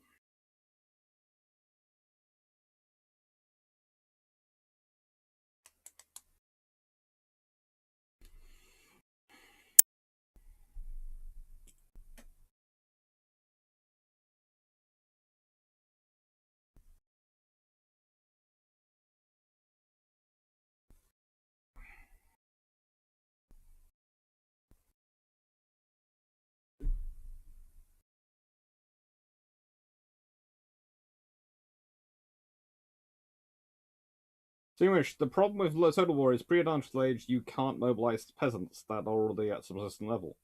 I agree. So therefore, you don't. Your definition of total war, you are using an industrialized, late industrialized age definition. I should imagine. I should think of total war as your reference. Instead of working forward through history, you're working backwards and going, because it doesn't look like the same at this point, therefore that can't be it. But really, what you should be doing is working forwards. What does the definition of total war look like in this period versus this period versus this period? And usually, as the level of industrialization and food surplus, etc., grows, then the percentage of population you can devote to your actual field armies and your fighting forces increases, because the level of subsistence support you need decreases. So that's a product of industrialization. That's not a product of total or not total war.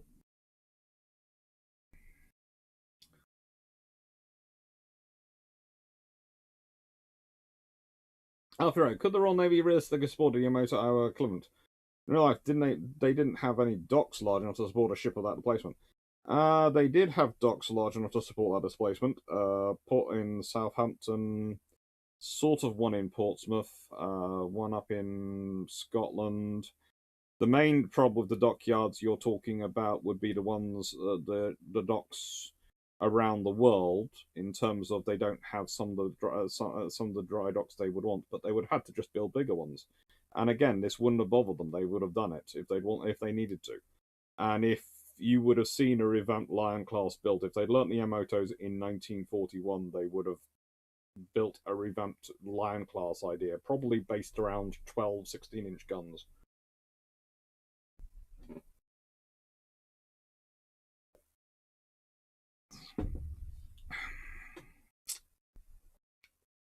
Right, could you to make it to put your say on fuel? Nope. Didn't need to. But actually, don't forget the physical stress on pilots versus drone operators. Again, the physical stress on longbow versus musket firers.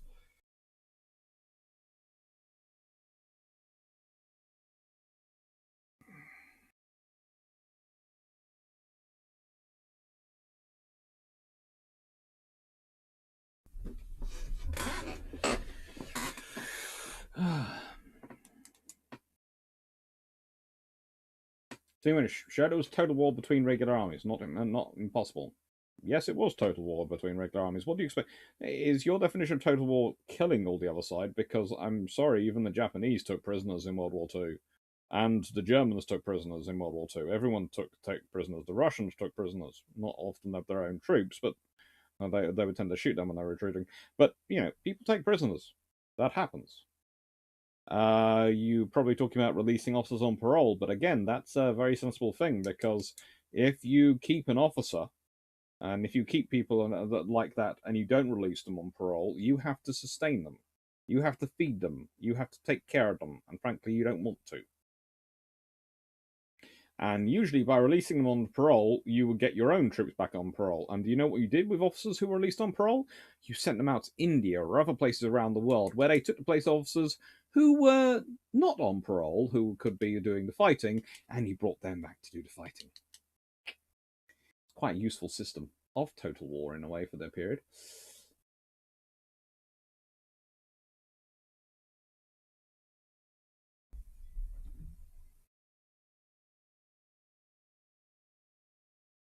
Bad guy 1029. So the Japanese were too successful at Pearl Harbor by damaging US fleet enough that they wouldn't come out to be destroyed, and too secretive of the Yamatos to use them as a deterrent. Yep.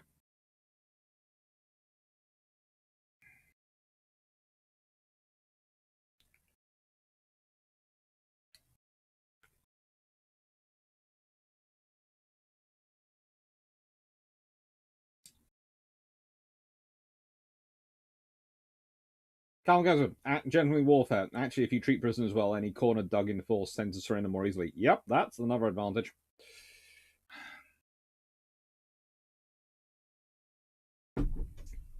See, when a city can surrender by marching out their weapons and honor intact, that is not total war. Yeah, but now they have to get them home. That is a form of total war. That's total war for that period. Do you want to start, Steve? If again, you're dealing from total war perspective of, put it from the abstract perspective. If you aren't, your options are you either take them prisoner and feed them at the cost of your own food supplies, which mean you have to take more people from your field army to do more agriculture to provide food for the enemy's troops, who you now control, or you have to make the enemy try and find a way to get them home. And you've taken the important part, which is the city. Oh, and by the way, those troops on their honor can't fight you, which may or may not work, but doesn't really bother. They go away. That's actually quite a good deal. And it means you get the city virtually intact without actually having to lose a lot of people fighting for it. Which means you have a field army which can still do the fighting. Coldly analytical, but it works.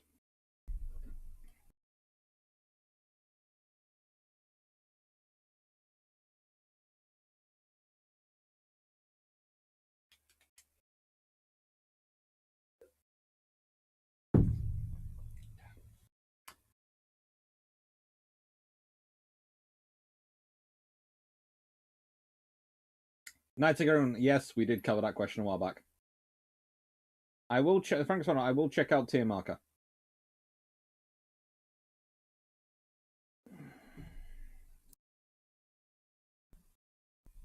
Language, Steve Windish.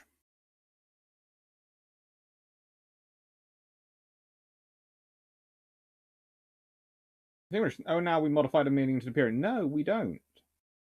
But if you're fighting a total war, you've got to stop history. You read history. One of the first rules, one of the first things I always try and teach my students, and this is, if you take nothing away from today's video and discussions, please take this away. Reading history backwards defeats the purpose of reading history. You have to read history forwards. Thinking total war is something which appears, and if it's not equivalent, it's not the same, fought the same way, then it's not total war. A, does a disservice to those people, but also does it undermines your idea, because you sort of go, where does the total war concept come from? Does it suddenly appear? Do the people not before it not properly fight wars? Or do they fight wars to the best of their ability in a total fashion, as they can with their level of industry and capability? Once you have the capacity, fighting a total war as you do in World War I and World War II is great. Not great for the people involved, but it's from a warfighting perspective, it makes a lot of sense. But that's not how you fight a total war in the 18th century. That's not how you fight a total war in the beginning of the 19th century, not how you fight a total war in the 17th century. It just isn't. You fight it in different ways because you have a different level of industry, you have a different level of sport, and you have to consider what they do it. So you have to read the history forward. You have to start from that point and read it forward. And that's how you learn the lessons from, because you learn the lessons as they learn the lessons. They don't know what's going to happen 10 years in the future, but they know what was going on 10 years in the past. And that's what they're basing their decisions in. And sometimes these things which are dressed up as gentlemanly and look nice, you also have to remember that whenever you talk to people in the past, whenever people in the past write and write about the age of chivalry, especially, this is one of the great things in knighthood, etc. It's always their grandparents' generation, which were the very chivalric age. They were the chivalrous age. That was the chivalrous period. My grandparents, this. One generation removed, right? Every time you go and read them, they're still killing and butchering people just as happily as they are. There's no more chivalry in that period as there is in this one. And it's gentlemanly warfare. It sounds honorable, but there is a cold, cunning calculation at its root cause for why you let it happen. Because trust me, people like Wellington wouldn't let it happen otherwise. Because the Duke of Wellington, for all his many, many good points and bad points, is by no means the type who's going to wage anything less than total absolute war. One of the things that Cornwall gets right in his books on the Sharp series is that Wellington had a thriving covert operations section, and he was very happy to support and direct the guerrillas, and very happy to do all those sort of things. So definitely not a gentlemanly warfare gent. Right. Thank you very much, everyone. I'm going to answer a few more questions, and then I'm going to get some food. Now, later than I was planning on it. Jason, how is a 1 hour podcast so long but a 3 hour live stream is fine? I love doing a 3 hour I'd like to do a 3 hour podcast, but Jamie won't let me. See which there were no paroles in Model 1 or 2. No, because they had enough food that frankly it didn't cost them anything to sustain the people. It didn't go well. Let's put it this way: supplying food to prisoners was no longer going to impact your ability to supply your own land forces and your own forces in the field. So no, you are on parole at that point. You don't trust them. For example, let's see, how good a deterrent would the Yamatos have been? They would have probably forced everyone to take a step back and wait till they build up equivalents to them. So they could have bought them another probably 18 months to 2 years.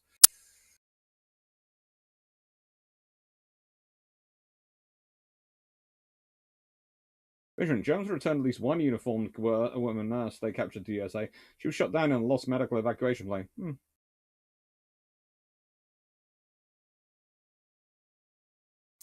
Like I don't know, how did the Midway class armor compare to the RN armor carriers? It's starting towards what you'd see on the Maltas. Starting towards.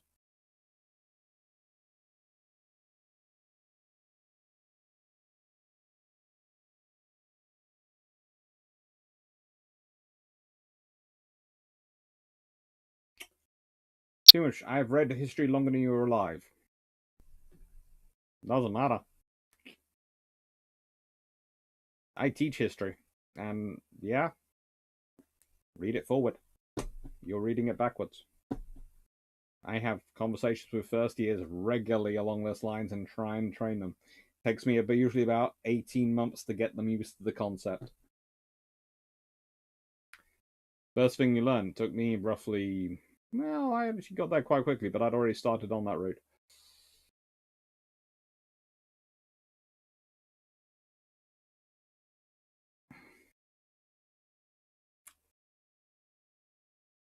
Afro, what would you consider the first instance of England and Great Britain fighting a total war?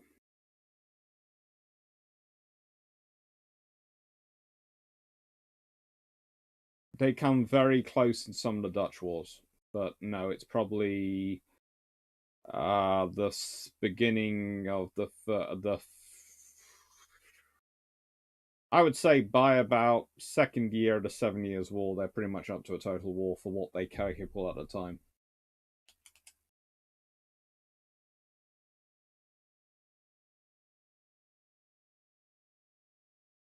No. Old Richard, bottom line, no matter what they might have done, Japan didn't have a prayer from the beginning. It would always been just a matter of time. Yep. During the US counter-invasion in 1944-45, the Japanese defended in place, which meant Manila was subjected to siege and heavy urban warfare. Ooh. Their squad, even in the age of knights and chivalry, most knights were killed with a dagger to the throat while they were stuck face down on the ground with someone else on the back. Yes, usually by archers and longbowmen. That's usually why the French really didn't like the longbowmen, because after they fired a lot of arrows with you, they then swarmed the battlefield after you were down the face first in the mud and start slitting your throats.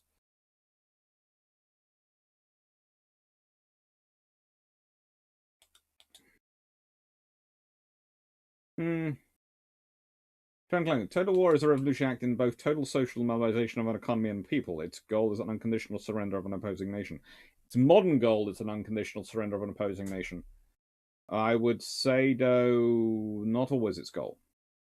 And total socialization of an economy and people, yes, but that can be different things in different periods, because how many people can you mobilize to support to support it, and how are you doing it? You have to start. Basically, you have a methodology of total social mobilization and economy and people, as is enacted during World War One and World War Two, which fit their ages of industry and development. But that's not necessarily the same as you'd find if you were early on. If you go look back in periods, again, use the example of the 7 Years' War, the level of economic activity Britain is devoting to the war effort, the level of social activity it's devoting to the war effort, etc., is very much the primary function of government and the primary function of the state and the primary function of the economy. But it's in a different percentages because of, as Steve Winters pointed out, the food generation and the way they're getting around of economic mobilization. Well, is it better to trade goods and make money and use that money to supply to keep the Germans fighting? Well, yes, strategically it's better. So that's how they're waging total war.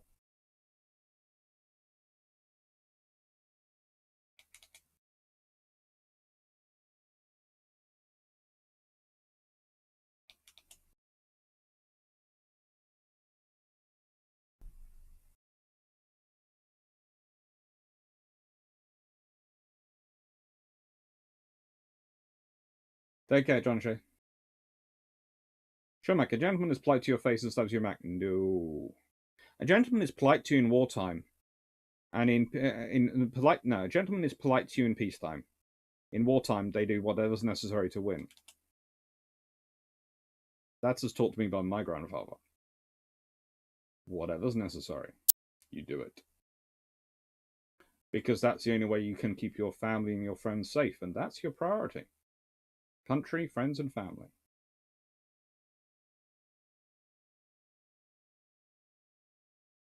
Take care, Sean. Well, I will. I'll go get my dinner. Massacre, when you look back at ships like Yamato's, they look like waste of capital. Why is this? Because they were.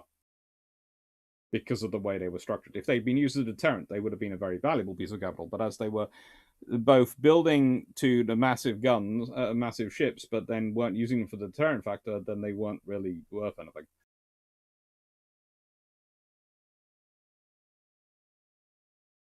And as Derpscott points out, the Roman-Carthaginian wars are pretty much total wars, even by your definition. Plus, you must remember there's a difference of destroying the polity as when the polity is a mass voting democracy, as it is when destroying the totality, which is a aristocracy or feudal system. I just need to kill the king.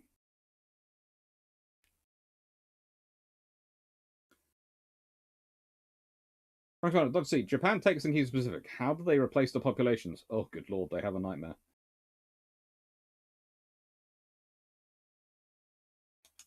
War Bunning, the first real one could certainly be the 100 Years' War. It could be argued, but at certain points, it certainly gets very close to a total war.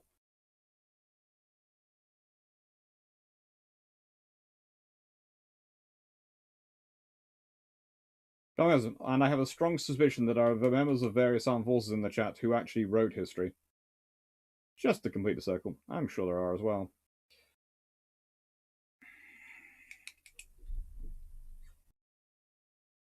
Not yet, Frank Spellard. Vision, a carrier's night strike on a fleet at Harbour. That's sailing. It's fun, definitely.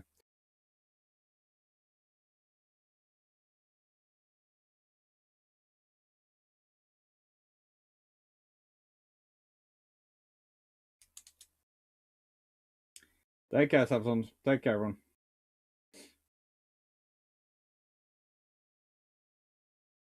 Have a nice evening. Right, that's a bam, bam. Take care. Thank you, Kimmery. Thank you. This is now for the clearly established Tower Fund. Thank you, everyone. Take care. Thank you, Kimmery.